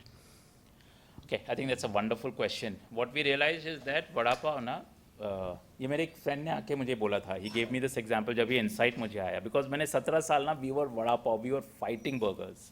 So no, अंदर एक को DNA में घुस गया था और हम burger बन जाएंगे तो हमने तो हार मान ली, right? We have to continue being Vada Pav, while most of our growth has happened after we moved, right? We have clocked an average growth rate of about 60% for the past 5 years, COVID included, right? So आपने ये Epigame yogurt का नाम सुना है? Yes. Right? So that guy had come to me, and Rahul है उनका नाम. He said, we want you to carry our product at all the Jumbo King stores. You have come out with a smaller pack. I said, let us see, हम बात कर रहे हैं, कैसे बैठेगा, price क्या है, etc. And then, as a conversation, he just said, yes, तेको पता है ये actually है क्या? I said, yeah, Greek yogurt. What a brilliant idea, तुमने insight कहाँ से मिली बता भाई, you might have gone to Greece, you might have seen something over there to get this insight. So his answer was, it really shook me. He said, ये actually Shrikhand है. I said, what? Suddenly मेरे लिए वो product के लिए इज्जत एकदम कम हो गई. So I was like, Shrikhand है? He said, yeah, this is Shrikhand. Now, अगर मैं उसे Shrikhand बोल के launch करता ना, तो इसको कोई नहीं खरीदता. I'm calling it Epigame yogurt, right? Greek yogurt, and see how people are buying it, and you'll see all these people into fitness and models and all of those. Up now break maybe वो purse में से Epigame yogurt निकाल के they have, and they say I'm going to eat only this today. So it becomes such a cool thing to do, and we realize that the younger generation, they need aspirations, right? So Vada Pav as a name had a problem. It was, आप सारे paper में भी हम read करते थे ना, ये सब के सारे लोगों के ना गरीबी का साथी था. जब मैं बॉम्बे आया था, मेरे पास पैसे नहीं थे, मैं वड़ा पाव खाता था, राइट? मैं जब बॉम्बे आया, symbolic. So it kind of, the association with that was not very, very aspirational. So we said that great, anyway, people say Jumbo King vada pav to hai nahi. They give a round bread and a flat patty, mayonnaise डालते हैं. So ये तो actually burger है. So that's when we pivoted to calling it Indian burgers. And we actually suddenly, we've gone to Delhi now. We have 17 stores over there. We are doing extremely well. वहाँ पर किसी को burger नहीं समझाना पड़ रहा है. वड़ा पाव ना उनको समझाना पड़ता कि भाई हम क्यों खाएं, क्योंकि उनके chole kulche is what they eat. In Hyderabad, we are now at 6 stores, doing touch wood extremely well. वहाँ पर उनको समझाना नहीं पड़ रहा है कि वड़ा पाव क्या है. I have a lot of family in Hyderabad. जब बॉम्बे आते थे ना, अरे वड़ा पाव खाना है, वड़ा पाव खाना है. आज से 10 साल पहले when we had gone to Hyderabad, we opened stores there, कोई नहीं आया. So I like, अरे we got vada pav for you, what happened? He said, नहीं हम तो यहाँ इडली खाते हैं. So that was their local food. So either you have to have hundreds of crores of money which you're going to invest into advertising, or if you're bootstrapping and growing it, then you have to go with what is working. I hope that answers your question. Yeah, sure. Thanks. Yeah. Haji. Hi, I'm Divya Saraslewala. I really liked the story that you mentioned. It's really beautiful. I have followed you initially when you were, I think you all had hit 100 crores a while back. 100 stores. 100 stores a while Yeah, back. Yeah. And then I realized that suddenly मैं वापस आया India after some years and पढ़ाई करके सब हुआ, and I was like, कहाँ गया? Correct. Yeah. So it was very amazing to see you guys back at the airport about a year or a year and a half ago, when I saw that, and it was a totally different thing. It was quite good. What I would want to ask you is how you found a business coach, how you decided on one business coach versus the array of coaches that you see all around. Yeah, that was quite a thing. And I would like to know, does the product or the focus that you say have to be product, or it could be logistics for your business, or it could be the way, when you say focus, is it the trick or is it the product? So you've asked me a lot of questions. I'm going to quickly try and answer them. So business, it's like the business coach part. I think when they say, when the student is ready, the teacher appears, right? So I, as an entrepreneur, I had been like, मुझे तो सब आता है, right? Because newspaper वाले पूछ रहे हैं, sir बहुत बढ़िया ब्रांड बनाया, आर्टिकल लिखिए, ये कीजिए, वो कीजिए. So you suddenly you become not coachable. It gets to your head somewhere कि यार मैं तो बहुत smart हूँ. So and a coach is going to come and tell you, because I did not like my coach at all when we began the coaching, कि you need to work, you have a money mindset problem. आपने जो 100 store, so we never read 100 stores, वो paper में था. अगर आप 6-7 साल पहले की बात करें. मुझे तो किसी कजिन ने बताया था. Sorry. So I was like, what do you mean by 100? So he said that you are saying जब 100 stores हो जाएंगे ना, तब हम ये करेंगे, फिर हम ये करेंगे, फिर हम ये. You're always keeping it out there, and it is a lot to do with spirituality also. And I think as business owners, you'll be amazed at how spirituality is, it was a personal thing that I did not, I was having a bad relationship with, someone in the company. And that person said, my business coach said, आपको इसको जाके ठीक करना पड़ेगा. I said that, no, वो बहुत ज़्यादा interfere नहीं करते हैं मेरे काम में. So वो अलग चीज़ है, why are we mixing the two things? He said that, no, जो आपका जो energy है ना, has to be expansive and super progressive in all aspects of life. So आपका health, your family relationships, your work relationships, your spiritual growth, right? So मतलब there are 6 aspects. Your friends and your friend circle. I said काम में इतने मत घुस जाओ कि आप friends के साथ time नहीं spend कर रहे हो. Your society, the kind of, and in fact the amazing work that is happening over here, that, of course I know about it through Suraj, and I always compliment him for how he takes out time for all of these things, something to really learn from. So, each of these aspects has to be working, and I went and improved that relationship, and तब से ना मेरे में हो गया that if I am having not a fantastic relationship with everyone that I'm in touch with, I go and work on it. Okay, boss, एक second, there's an issue, क्या problem है, let's solve it. Sometimes what we do is we try to brush it under the carpet. कि नहीं चलो उससे बात नहीं करनी, वो अच्छा आदमी नहीं है. कि I'm not going to talk to him, या फिर आएगा तो मैं उसको देखूंगा नहीं, kind of a thing. But that remains in your field.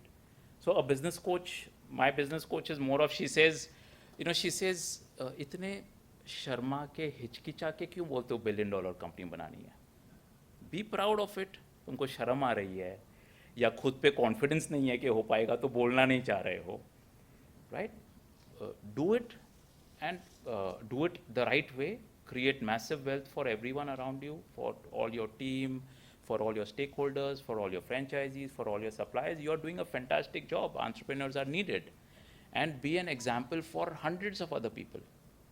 So I hope I've what was the second question? The second question was the focus when you say product versus logistics versus trick versus idea. What would you? So, I think that's a fantastic question. I might not be able to answer it fully over here because मुझे आपका business kind of समझना पड़ेगा. I thought our business was vada pav. We were very product focused, right? But actually we were the best food for people on the go when they're snacking and they're in a hurry to get somewhere. चाहे हम वड़ा पाव बेच रहे होते या भी burger sell कर रहे हैं या so burger is the fastest food to assemble, right? It takes about 2.5 minutes to get made. People can use it, eat it. They don't need fork, cutlery, and all of those things. So ये सब चीज़ समझते समझते ना बहुत time निकल जाता है. That is where that 10 to 100 की journey में the understanding happens. So it's like we are looking at pizzas. Domino's भी pizza बेचता है, pizza भी pizza बेचता है, right? Because I had met Ramdev Agrawal ji of Motilal Oswal. In fact, he's the one who launched this book. So his first reaction was like, धीरज एक burger brand बना के क्या करोगे? एक और ये तो already McDonald's है, Burger King है, तुमको तो कोई पूछेगा ही नहीं. So I said, sir, बहुत बढ़िया question है, मैं answer करूँ? तो he said, हाँ मुझे बताओ कि why would anyone come to Jumbo King? I said, see, जैसे पिज़्ज़ा का मैंने एग्जाम्पल लिया, पिज़्ज़ा हट में हम जाके बैठ के खाते हैं वहाँ पे, राइट? डोमिनोज हम घर पे बुलाते हैं pizza, right? Even my 10-year-old kid when he was 10 years old, now he's 18, वो यू नो मॉल में हम जाते थे ना, वहाँ पर डोमिनोज भी था, पिज़्ज़ा हट भी था. ही सेड डैडी पिज़्ज़ा हट जाना है. ऐसे क्यों, घर पे तो डोमिनोज के लिए जिद कर रहा था. तो ही सेड दैट नहीं, मॉल में आए हैं ना, so over here we have to sit and eat, we will go to a Pizza Hut. And घर पे इट वाज ऑलवेज a Domino's. So we said that now, that is why reading this book Focus is super important. Categories and be the leader in that subcategory. So in the burgers we said there is a McDonald's at Burger King, वो 2000 square feet के store डाल रहे हैं, आप जाते हो, बैठ के खाते हो, they're giving the whole experience. We are literally recreating a new subcategory called on the go burgers. Where people will be like, अरे बॉस मेरे को जल्दी में, I have to go for a meeting or to attend a college, a class, or catch a flight, or whatever, I need to quickly eat something. So McDonald's में नहीं जाना है यार वो, so they come to a Jumbo King and it is working really well. We have proof where in Delhi it's a new market for us. We have a store bang opposite a McDonald's store. And वहाँ पर हमारी 150 square feet की दुकान, it does साल का about 2 crores का sale. और 150 square foot की दुकान. So like Delhi, they don't know Jumbo King, but उनको बात समझ में आ गई ना without advertisement की, we know that we have something working. And the differentiation is clear. They say हाँ बैठ के खाना हो, friends को 4 घंटे बिताने, 2 घंटे बिताने हैं, तो वो AC में जाके बैठ गए and वहाँ पर वो एक फ्राइज़ मंगवाएंगे and वो आधे घंटे तक 1 घंटे तक खाएंगे, फिर जाके एक फ्राइज़ और लेके आ जाएंगे. While when on the go, they quickly buy a Jumbo King and they move on. So food on the go. So ये सब ना धीरे धीरे आप जब बिजनेस में घुसोगे, why you the for each one of us it should be whatever segment I am operating in, I have to be in the top 2-3. And if that segment is taken away, then I will have to create a new segment within that market. So थोड़ा loaded है, मेरे को तो बहुत time लगा ये समझने में, but नहीं, सोचने के लिए बहुत है अभी. Yeah. So read Focus by Alrais, and ये आदमी की जितनी बुक्स है ना सारी आप रीड कर लो. How do you spell it? Alrais? ALRIES. In fact, I am collaborating with his daughter. His name is Alrais. Alrais just passed away about 6 months ago, to write a book on Indian case studies, on Indian businesses which are very, very laser sharp focused and have built amazing money, amazing wealth for people. Right? Because I think there's a lot of work which is happening.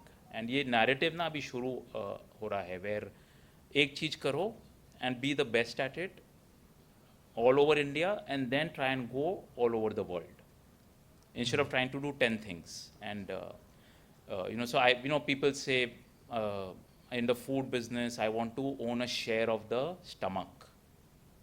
Right? I think it's a flawed philosophy. It's better to own one particular product and the need. Like I love this person, Kishore Biyani ji, and it really pains me to see what he went through, because I remember there was a time मैं रोज सुबह उठता था ना, I should read the paper, एक नया format launch हुआ, फिर एक नया format launch हुआ, फिर एक नया format launch हुआ, and I was like यार Alrais तो कुछ और ही बोलता है. Right? Walmart in Sam Walton in America, उसने सिर्फ एक चीज लेके चला, which was Walmart. Why is this person doing 10 things? But obviously I could not go and tell him that आप क्या कर रहे हो, right? Because why would he listen to me? But it's, I think, so DMart is a great success going with with Focus, and see how it is giving results. Thank you. Thank you. Yes, I'll take one question. Dheeraj? Yeah. I'll take one question. Now, before we have one more speaker there, but like you said, no, we need to have one more interaction. We need to have one more interaction. What I want to share with you is, this organization, Akhil Bhartiya Agrawal Sammelan, is a national organization with 65,000 members on the website. Wow. It has got representation in each and every state of India. In each and every state, we have a state president, we have city presidents, it is spread all over India. So now, with you growing such business, I offer you the support of this organization all over India, whether it is in putting up shops, working together, working on raw materials, and what you said in your wordings, like, you need people with energy, with integrity, with whatever, all those 6 things which you're mentioning. We can work on those things, and I would prefer a Jumbo King being success than a McDonald's. Indian brand coming to a new level than anything else at all. So I offer you a hand of this organization, and we are 8 crore Agrawals in India. So let's have one more interaction, Suraj. Maybe one more meeting. Yes, please.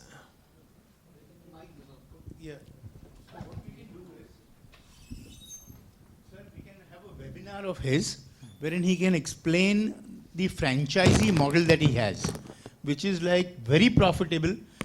Somebody can start with his first store and then keep growing in that city or wherever his expansion plans are, and we can do that webinar. So for all the Agrawals. So you know, that would be a good idea. We can work on many things together, please. Absolutely, sir. There are two things. एक तो हमारे business को कैसे बढ़ा सकते हैं, and this is my CSR activity. You know, to go out and share कि if at least one business sitting out here will today go and read that book and say बस बात समझ में आ गई, and you know, grow 10x in the next 5 years, just by actually, you know, they say instead of going a mile wide and an inch deep, it is better to go an inch wide and a mile deep, because you know सारा खजाना वहाँ है. ठीक है. Yes. Yeah, hi Dheeraj ji. Thank you for such a thorough presentation. Thank you. I have 2 questions actually. So the first one is that I'd like to know a bit more from you about how you go about transforming an existing product into an aspirational product. Like you mentioned that from Vada Pav you went to burgers. So besides rebranding, what else did you have to do to create that aspiration in people's mind, like to change people's perception? That is a very difficult task. So how did you go about it? And the second and question? The second one, yeah, so this is about what you just said, you know, an inch wide and a mile deep. So how do you balance that approach, that of focus, along with also being agile? Like for example, when KFC, it came to India, so they were pretty sure that they'll be selling their original recipe chicken, but that actually failed because people here did not like the taste at all. So they had to completely change the product itself. So it was only because that they were agile and they were in tune with what the market wanted that they were able to actually become a profitable brand in India. Okay. So I think there are, I'll just answer the second one first. So I think there are a lot of myths. I don't believe कि India में हर एक 10 kilometre पे या 100 kilometre पे taste change होता है. I think these are all myths that people have created to justify either their failure or to justify their getting into multiple products. I'm saying कि अगर Domino's के लिए market हर 100 kilometre पे change नहीं हो रहा है, so why is it that हमारे लिए वो change हो जाता है? Right? Because I have data. Right? Domino's sells exactly the same pizza. Their top 3 selling pizzas are the same all over the country. Okay? So I think ये जो सारे food में क्या होता है, बिकॉज सब रॉ इंग्रेडिएंट्स आपके पास आ रहे हैं, आप उधर कुछ भी कर सकते हो. There is no real machinery that you have to you know buy. So every problem का हल है नया प्रोडक्ट ऐड करो. हर प्रॉब्लम का हल है नया कोई फैट चालू हुआ है उसमें घुस जाओ. So I think for us, yes, changing from vada pav to burgers was tough. We got a lot of flack from people. People said that, you know, they felt cheated. कि यार आप तो लड़ रहे थे, आप तो उनके साथ जुड़ गए.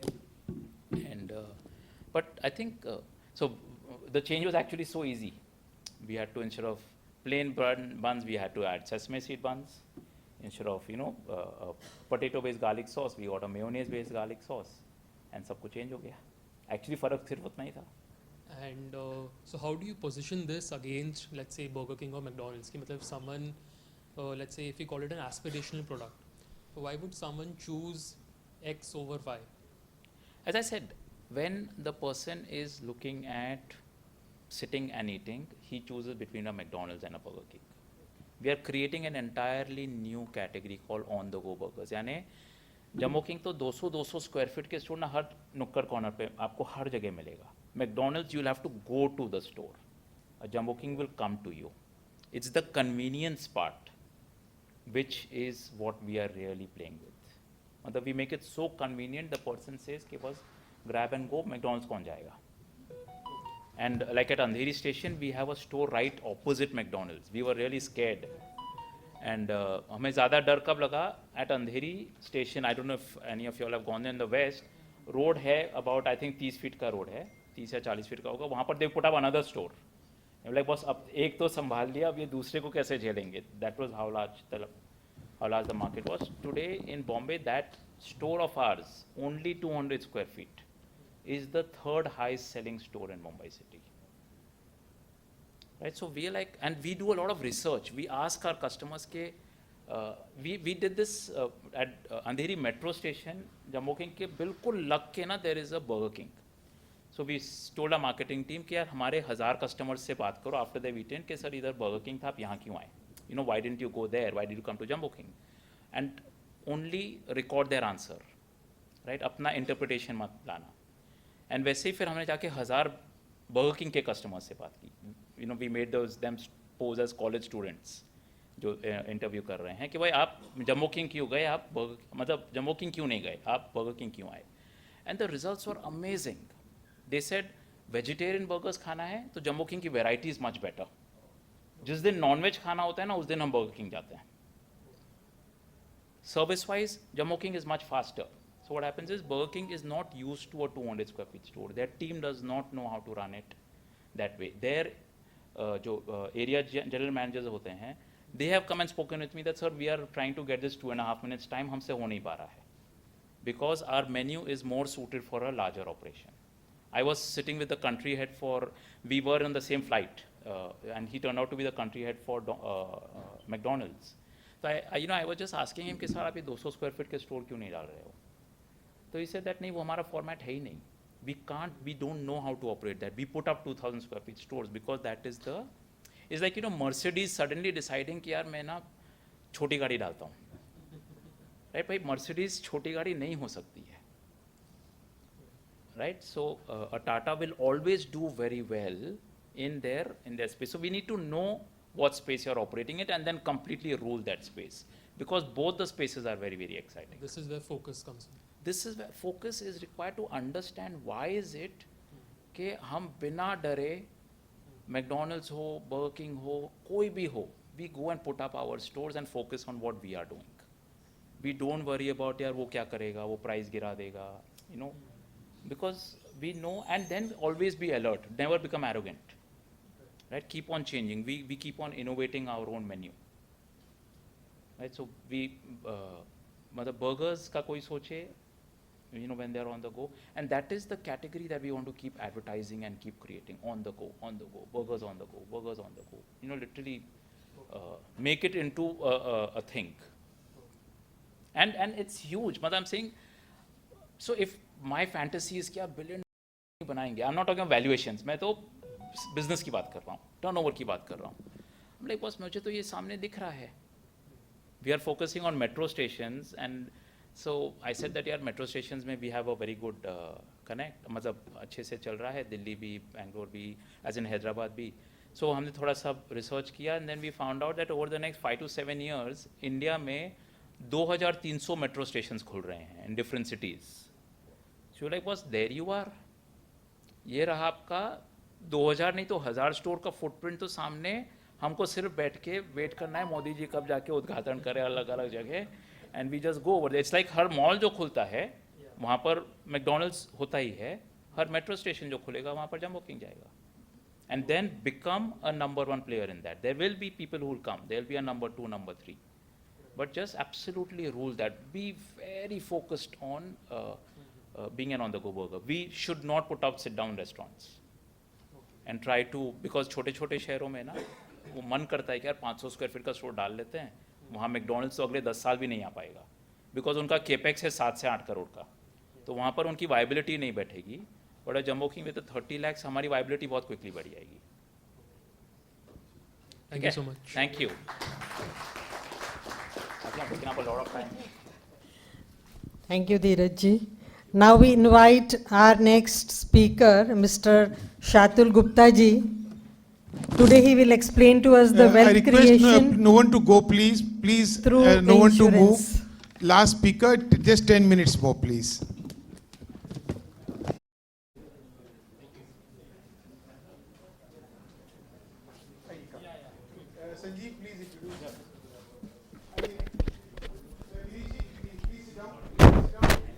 So my pleasure.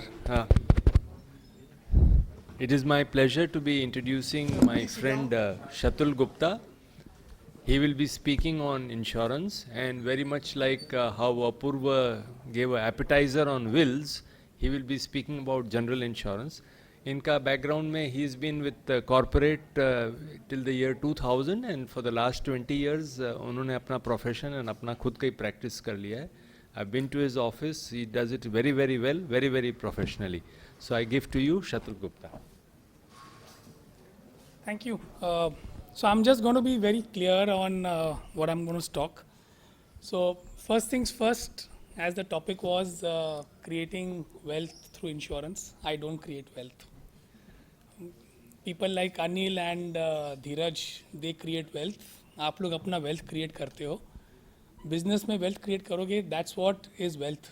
Wealth is not by insurance. So if somebody sold you insurance, कि सर जी insurance खरीद लो और wealth बन जाएगी, the first thing, don't buy insurance.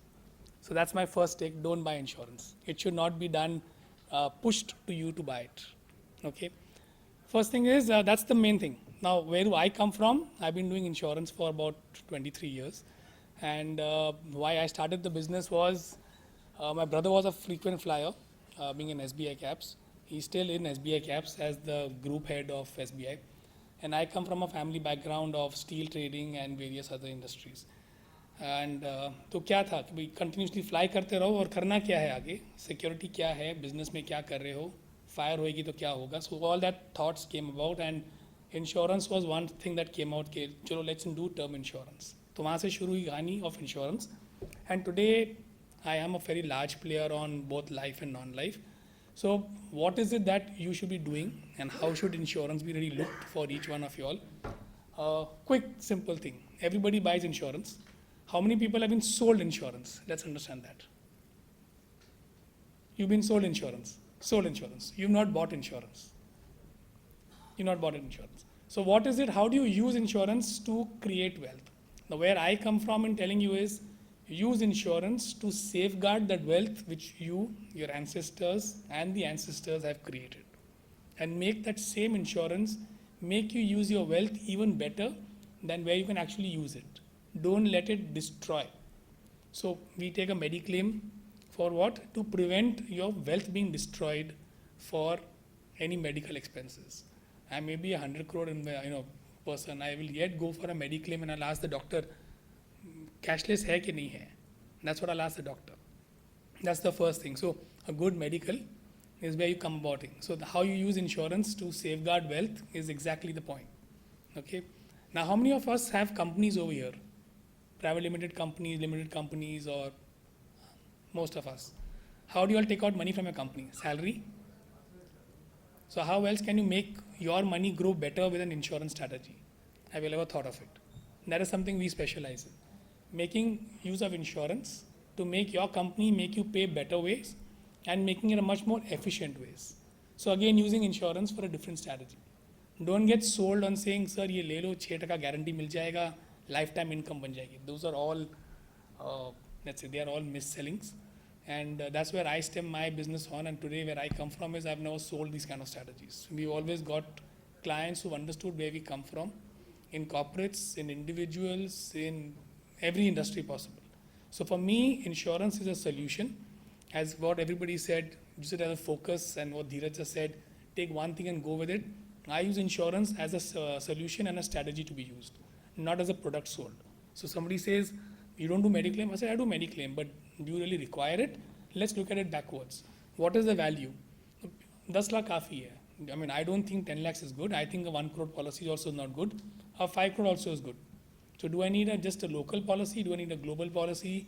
Do I need an international policy? That is the importance. So how does it strategize to your requirements is important to see. So somebody who's not traveled overseas, buy take a global insurance. Not required.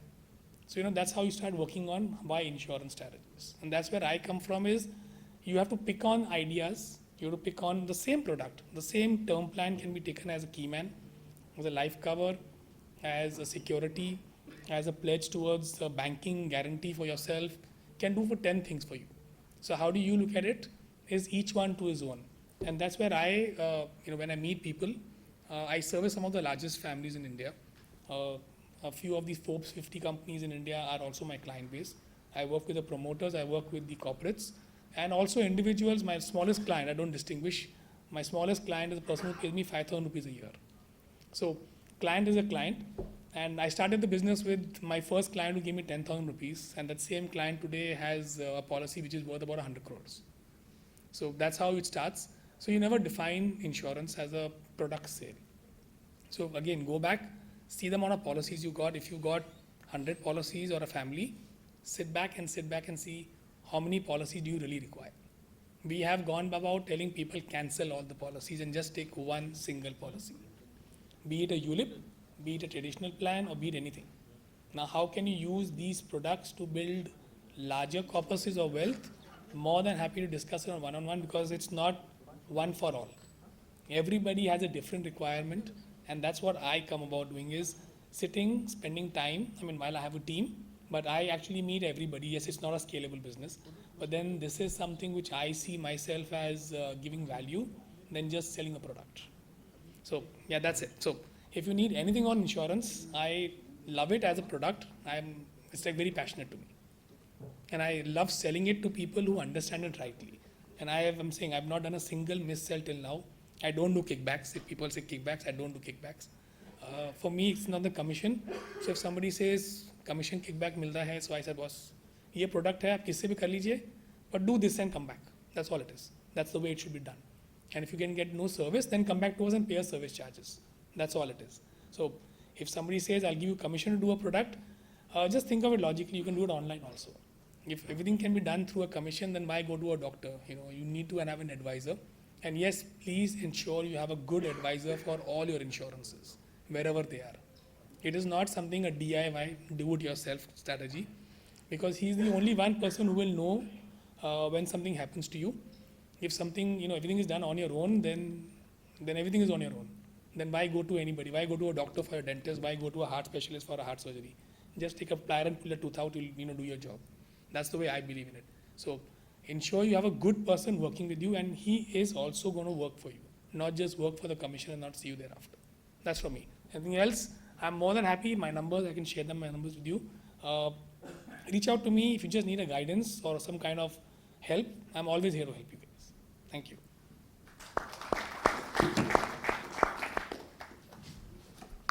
Thank you, Mr. Gupta.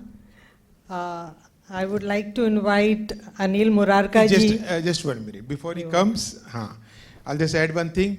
Today, our chief guest for the program is Anil Murarka. I thank him for accepting and being over here with us.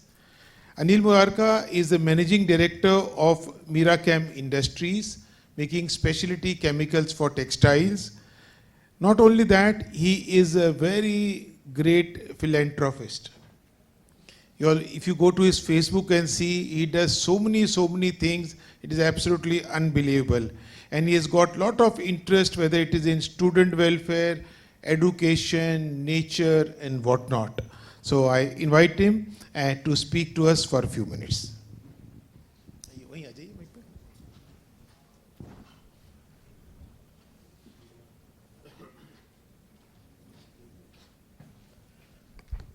Friends, good evening to you all. दोस्तों, आज यहाँ जो कुछ भी सुना, सच में आपको बोलता हूँ, दिल से बोलता हूँ, ऐसे लग रहा है मैंने ज़िंदगी में कुछ नहीं किया। आपने इंश्योरेंस की बात की, जंबो किंग वाले भाई साहब कुछ और समझा के गए। ऐसे फ़िलहाल यही लग रहा है, जाने के बाहर पता नहीं क्या सोचूंगा कि ज़िंदगी में मैंने कुछ भी नहीं किया अभी तक। राजेंद्र जी ने एक इंट्रोडक्शन दिया मेरा।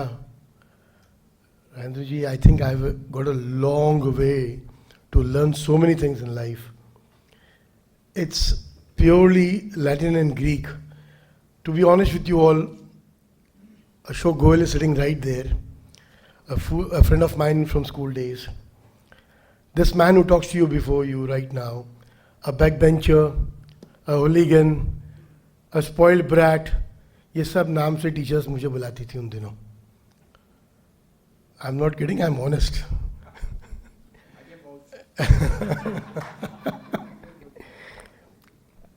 नेवरदलेस दोस्तों, ज़िंदगी बहुत कुछ सिखाती है हम सबको. इस नालायक ने भी बहुत कुछ सीखा और आज आपके सामने खड़ा हूँ मैं. कुछ कर गुजरने की एक तमन्ना रखता हूँ लाइफ में. And we all need to really look at it कि yes we can do something towards mankind. पैसा हम सब कमाते हैं, पैसा बिल्कुल ज़रूरी है दोस्तों, लेकिन हम कितना सोचते हैं इस वतन के लिए कि जिसने हमें सब कुछ दिया, हमने उस वतन के लिए क्या किया. सी, रोटरी अपना काम कर रहा है, लायंस अपना काम कर रहा है, जायंट्स अपना काम कर रहा है. ये 140 करोड़ की आबादी. अभी बीच में recently a week back I was told by Milind Deora कि India has surpass China also in the population. हम सब अगर ये प्रण ले कि हमें कुछ ना कुछ इस वतन के लिए करना है. It's not only about Modi ji. ये देश हमारा, एक टाइम था जब इसको सोने की चिड़िया बोलते थे. वो दिन दूर नहीं दोस्तों, जिस दिन हम सब ये कफन बांध लें कि हमें कुछ देश के लिए करना है. ये देश फिर सोने की चिड़िया कहलाएगा. And trust me, it is possible. Nothing is impossible here. Mahendra ji, मुझे लगता है माइक बंद करने की जल्दी है इनको. वेल फ्रेंड्स, आज इस गैदरिंग में औरतों को मैंने बहुत कम देखा. Let that number be increased. We are all here today because of this ladies out there. उन्होंने हमें जन्म दिया, हमें पाला, हमें बड़ा किया, हमसे शादी की. सब कुछ इन औरतों की देन है. मैं नमन करता हूँ उन औरतों को जिन्होंने हमको सबको झेला है. Let's have these in large numbers next time. Thank you so much for having me here. Thanks once again.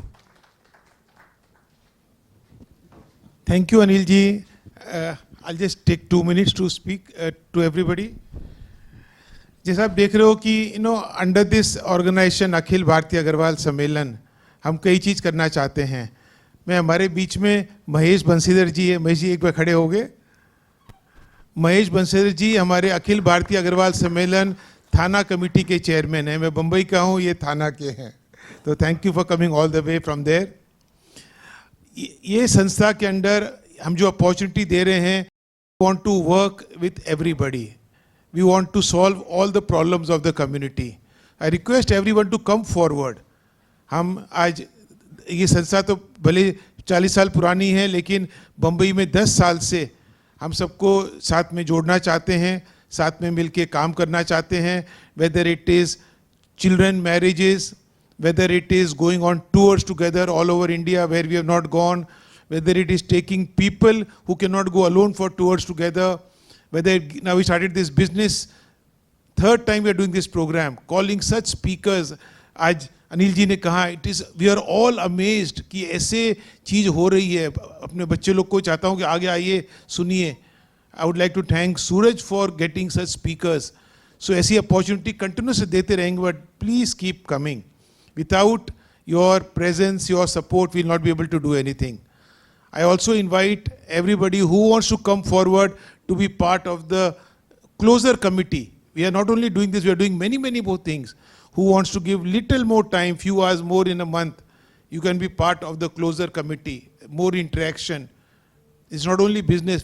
I'm willing to take on any requirement of the community to solve the problems and to keep moving forward. मैंने अभी धीरज को ये बोला, why not give businesses to all of us? Come forward, जिसको करना है. एक jumbo king का खोलना है, अकेले खोलिए, 4 जने मिलके खोलिए. Let's take it forward. If someone is making some raw material which he needs, give us the opportunity. So there are many things which we can keep doing. We will keep having such meetings monthly, calling unique speakers. और कोई अच्छा लगे, उसको वापस सुनना चाहते हो, वापस बुलाएंगे. आप कई लोग लास्ट टाइम शायद आए थे, नहीं आए थे, I don't know, but I can tell you, we had one speaker last time, Narendra Agarwal, President of Kotak Mahindra Bank, All India. He spoke on tips on how to not lose your hard-earned wealth. People were amazed with what he was talking with his experience. He wants to come again 2-3 times. Today he was out of Bombay, so he could not come. सो ऐसी सी चीज़ सबको मौका देंगे सुनने की. Please keep coming in larger numbers and enjoying, and those who want to be part of the closer committee, contact us and we will work together. I'll now would like to hand over to our President Shivkant Khetan for his guidance. I am no way to guide anyone. I am very small. Rajendra ji ने जो अभी कहा है कि जिसको भी हमारी committee join करनी है, ऑल आर वेलकम. दोस्तों, ये जो बिजनेस मीट की आइडिया आई कहाँ से? हम अग्रवाल लोगों के ब्लड के अंदर बिजनेस है, एक एक पाई का हिसाब दिमाग के अंदर चलता है. ये आइडिया आई क्यों? क्योंकि कितने फेलियर्स हमने देखे हैं, हमारे कितने अग्रवाल फेलियर्स हो रहे हैं बिजनेस के अंदर, कितनों को लॉसेस हो रहा है. वो क्यों हो रहा है? हम लोगों ने इसके बारे में डिस्कस किया. राजेंद्र जी आइडिया लेके आए कि भाई इसका सॉल्यूशन क्या. हम ऐसे ऐसे स्पीकर्स लेके आए जो ऐसी जर्नी से गुजरे हुए हैं, जिन्होंने ऐसा फील्ड देखा है, तो वो अपना एक्सपीरियंस आप लोगों से शेयर करें और हम उनसे कैसे बच सकते हैं. आगे फ्यूचर में हम अपने बच्चों को क्या बता सकते हैं कि भाई आप ये मत करिए. हमारे बोलने से नहीं होगा, लेकिन दूसरे के बोलने से हमारे बच्चे ज़रूर सुनते हैं. तो मैं चाहता हूँ कि हम अपने बच्चों को लेके आएँ ऐसी मीट के अंदर, उनको बताएं, उनको सुनाएं जो स्पीकर बोल रहे हैं. आज ये जितने भी स्पीकर्स ने कहा उसका एक सारांश मेरे दिमाग में समझ में आया. कोई भी काम करो, कोई भी काम करो, लेकिन उसमें लगे रहो. हम क्या सोचते हैं, कोई काम किया 2-4-6 महीना किया छोड़ दिया. क्यों नहीं कर रहे हो यार? मज़ा नहीं आया. अरे यार, कोई मूवी देख रहे हो तुम, जो मज़ा आएगा. आप जो काम कर रहे हो इट्स अ प्रोसेस में हमेशा सजा रहती है. मज़ा तो आपको एंड रिजल्ट में आता है. तो we have to see the end result. अगर आपका एंड रिजल्ट बढ़िया होगा, आपको मज़ा ज़रूर आएगा. आज किसी ने बहुत बढ़िया कहा है कि 2-4 कदम चलने को चलना नहीं कहते, 2-4 कदम चलने को चलना नहीं कहते, जो मंजिल तक ना पहुँचे उसे रास्ता नहीं कहते. तो दोस्तों, हमें मंजिल तक पहुँचना है और हमें उस मंजिल को पहुँचने के लिए जो सज़ा काटनी. आज अगर किसी पत्थर पे छेनी से वार किया जाए तो उस पत्थर को क्या मज़ा आता है? नहीं आता है. लेकिन उसे पता है जब मुहूर्त में बदलेगा तो लोग बोलेंगे वाह क्या शानदार चीज़ बनी है. तो दोस्तों, ये जो सारांश मैंने यहाँ से सब स्पीकर से कलेक्ट किया, जो इन्होंने क्या अपने जम्बो किंग वालों ने जो कहा, धीरज जी ने, कि शुरू से जो उन्होंने अपनी जर्नी स्टार्ट की, जो वैद्या जी ने कहा कि फेलियर कितने बार देखे, धीरज जी ने देखे, लेकिन उन्होंने छोड़ा नहीं, वो काम करते गए. और आज देखो, आज वो इस मुकाम पर पहुंच गए हैं कि आप उनको एज ए स्पीकर सुन रहे हो. तो वाई नॉट यू? हम हमारे बच्चे और हम क्यों ना बने कि हमको स्पीकर्स के लिए बुलाए हुए लोग. आप क्यों नहीं बन सकते? हमारे में भी वो कैपेसिटी है. हम भी तो वही उसी वंशज के हैं. हम सब अग्रसेन महाराज के वंशज के हैं. वही खून हमारे में भी दौड़ रहा है. कोई नया खून नहीं दौड़ रहा है, वो सेम ही खून है. वही डीएनए हमारे में अंदर भी है. लेकिन हमारे अंदर कंफर्ट लेवल इतना आ गया है. ऑफिस में गए, एसी चालू किया, बैठ गए, जितना काम हुआ हो गया, वापस घर पे इवनिंग को आ गए, जो हुआ सो हुआ. बट जैसा अभी इन्होंने कहा कि हमें कई चीज़ें देखनी पड़ती है, कई चीज़ों को अवॉइड करना पड़ता है और कंफर्ट जोन से बाहर निकलना पड़ता है. आगे बढ़ना है तो कंफर्ट जोन से बाहर निकलना पड़ेगा. सुनील जी, आपका लड़का कहाँ है? दिव्या, वो मैं आपको बोल रहा था कि जो कंफर्ट जोन आज आपके पापा ने क्रिएट किया है, that was a comfort zone.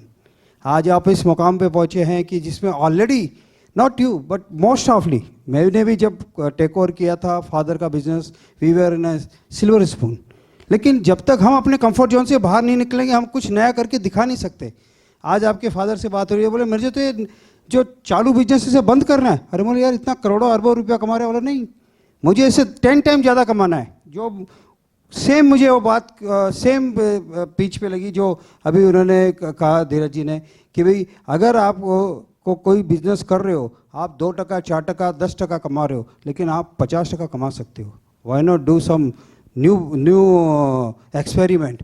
तो दोस्तों, वो एक्सपेरिमेंट करने की हमारे अंदर क्षमता है, लेकिन हमारे अंदर वो करने की जो कंफर्ट जोन निकाल के बाहर आवे, वो इंक्लिनेशन नहीं है. वो इंक्लिनेशन पैदा करें और मुझे लगता है कि हम सब कर सकते हैं. और ऐसी बिजनेस मीट जो है ये हम कंटिन्यू करते रहेंगे, हर महीने होगी ये. और एक सेक्रेटरियल अनाउंसमेंट के लिए मैं हमारे अजय जी को ऊपर बुलाता हूँ कि आगे का जो सेक्रेटरियल अनाउंसमेंट करे. Thank you. और हमारे जो अखिल भारतीय अग्रवाल सम्मेलन कमेटी के जितने मेंबर हैं, मैं सबसे रिक्वेस्ट करूंगा एक बार मंच पे आ जाए। All are requested please. मैं एक एक का इंडिविजुअल नाम लूँ, इससे अच्छा सब हमारी जो मैनेजिंग कमेटी है, सेंट्रल मैनेजिंग कमेटी के सब। महेश जी प्लीज़, आप, अरे आप तो हमारे कोहिनूर के हीरे हो, आप तो आ जाइए। अरे आइए। मैनेजिंग कमेटी मेंबर तो हम सभी हैं, जहाँ इतने बैठे हैं सब मेंबर हैं। दोस्तों, मैं इन लोगों को इसलिए ऊपर बुलाया है कि हम एक दो या चार जनों के प्रयास से कभी कुछ नहीं होता। एक ये हमारा सब लोगों का मिला जुला प्रयास है। आज मैं महेश जी के बारे में बोलूं, महेश जी ने थाना के अंदर डंका बजा दिया है। आज इन्होंने इतना बढ़िया वन मैन शो पूरा हैंडल करते हैं वहाँ पर। आज ये इतने लोगों को इनवाइट करते हैं, इतने प्रोग्राम करते हैं। वैसे हमने ऑलरेडी 10 ब्रांचेस खोल दी है। अभी हमने वहाँ पर मलाड के अंदर कर ली। आइए मलाड में हमने अभी रिसेंटली चालू की है, न्यू बॉम्बे में है, खारगर में है, हमारी ब्रांचेस जूहू में है। हर जगह प्रेजेंस मिलेगा आपको। और वहाँ के जो आपके, अगर आप उस बिजनेस मीट हम कर ही रहे हैं, एंटरटेनमेंट प्रोग्राम्स हम अपने मेंबर्स के लिए करते हैं, tours national and international programme करते हैं, मेडिकल असिस्टेंस है, एजुकेशन असिस्टेंस है, वुमेन एम्पावरमेंट है, सोशल वेलफेयर है एंड यूथ एक्टिविटीज़। तो आप लोग सब अगर जो मेंबर्स नहीं हो वो भी मेंबर्स बन सकते हैं, फॉर्म बाहर हैं और जुड़ सकते हैं। दूसरा, लास्ट मंथ में जो लास्ट हमारी बिजनेस मीट हुई थी उसके बाद से हमने क्या एक्टिविटीज़ अभी तक की हैं और क्या हम आगे करने वाले हैं, मैं छोटा सा ही बता रहा हूँ आपको। 26 मार्च को हमने परिचय सम्मेलन किया था, जिसमें कि सेंट रेजिस में परिचय सम्मेलन किया था, सुपर सक्सेस रहा था। 60 कैंडिडेट्स उसमें पार्टिसिपेट किए थे। और 4 अप्रैल को हमारी सेंट्रल कमेटी की मीटिंग हुई थी, जो कि एवरी मंथ हम लोग करते हैं। 22 अप्रैल को अखिल भारतीय अग्रवाल सम्मेलन मुंबई सिटी का हम ऑल ओवर द सिटी हमारे चैप्टर्स बन रहे हैं और हैं ऑलरेडी और नए बन रहे हैं। तो अब्बास मुंबई सिटी उपनगर का इंस्टॉलेशन मलाड में राज दीदी के सानिध्य में हुआ। अनिल कैया जी उसके चेयरमैन बने और उसमें शानदार कॉमेडी प्ले एक किया गया। लेडीज़ विंग भी हमारी एक्टिव रहती है काफ़ी। राउंड द मंथ उनके प्रोग्राम रहते हैं। 12 अप्रैल को भी उनका एक डिनर मीट गरवारी क्लब में हुई थी।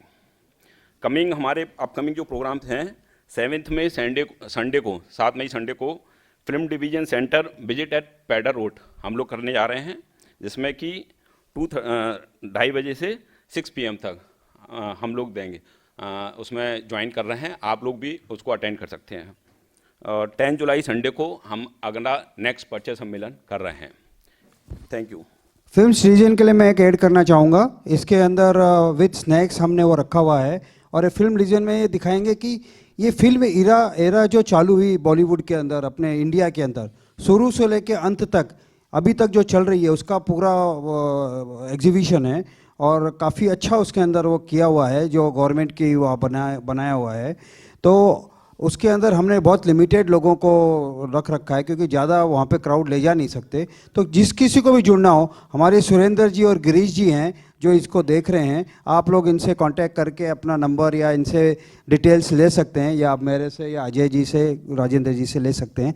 बट ये 7 मई को है, तो हम लोग बहुत जल्दी इसको क्लोज करने वाले हैं। Thank you sir. एक चीज़ और, धीरज जी ने जो भी फोकस के बारे में बताया, फोकस बुक बाहर रखी हुई है, जो कोई भी अब इंटरेस्टेड हो तो उसको जो नॉमिनल चार्जेस है उसका है पे करके ले सकते हैं। Thank you.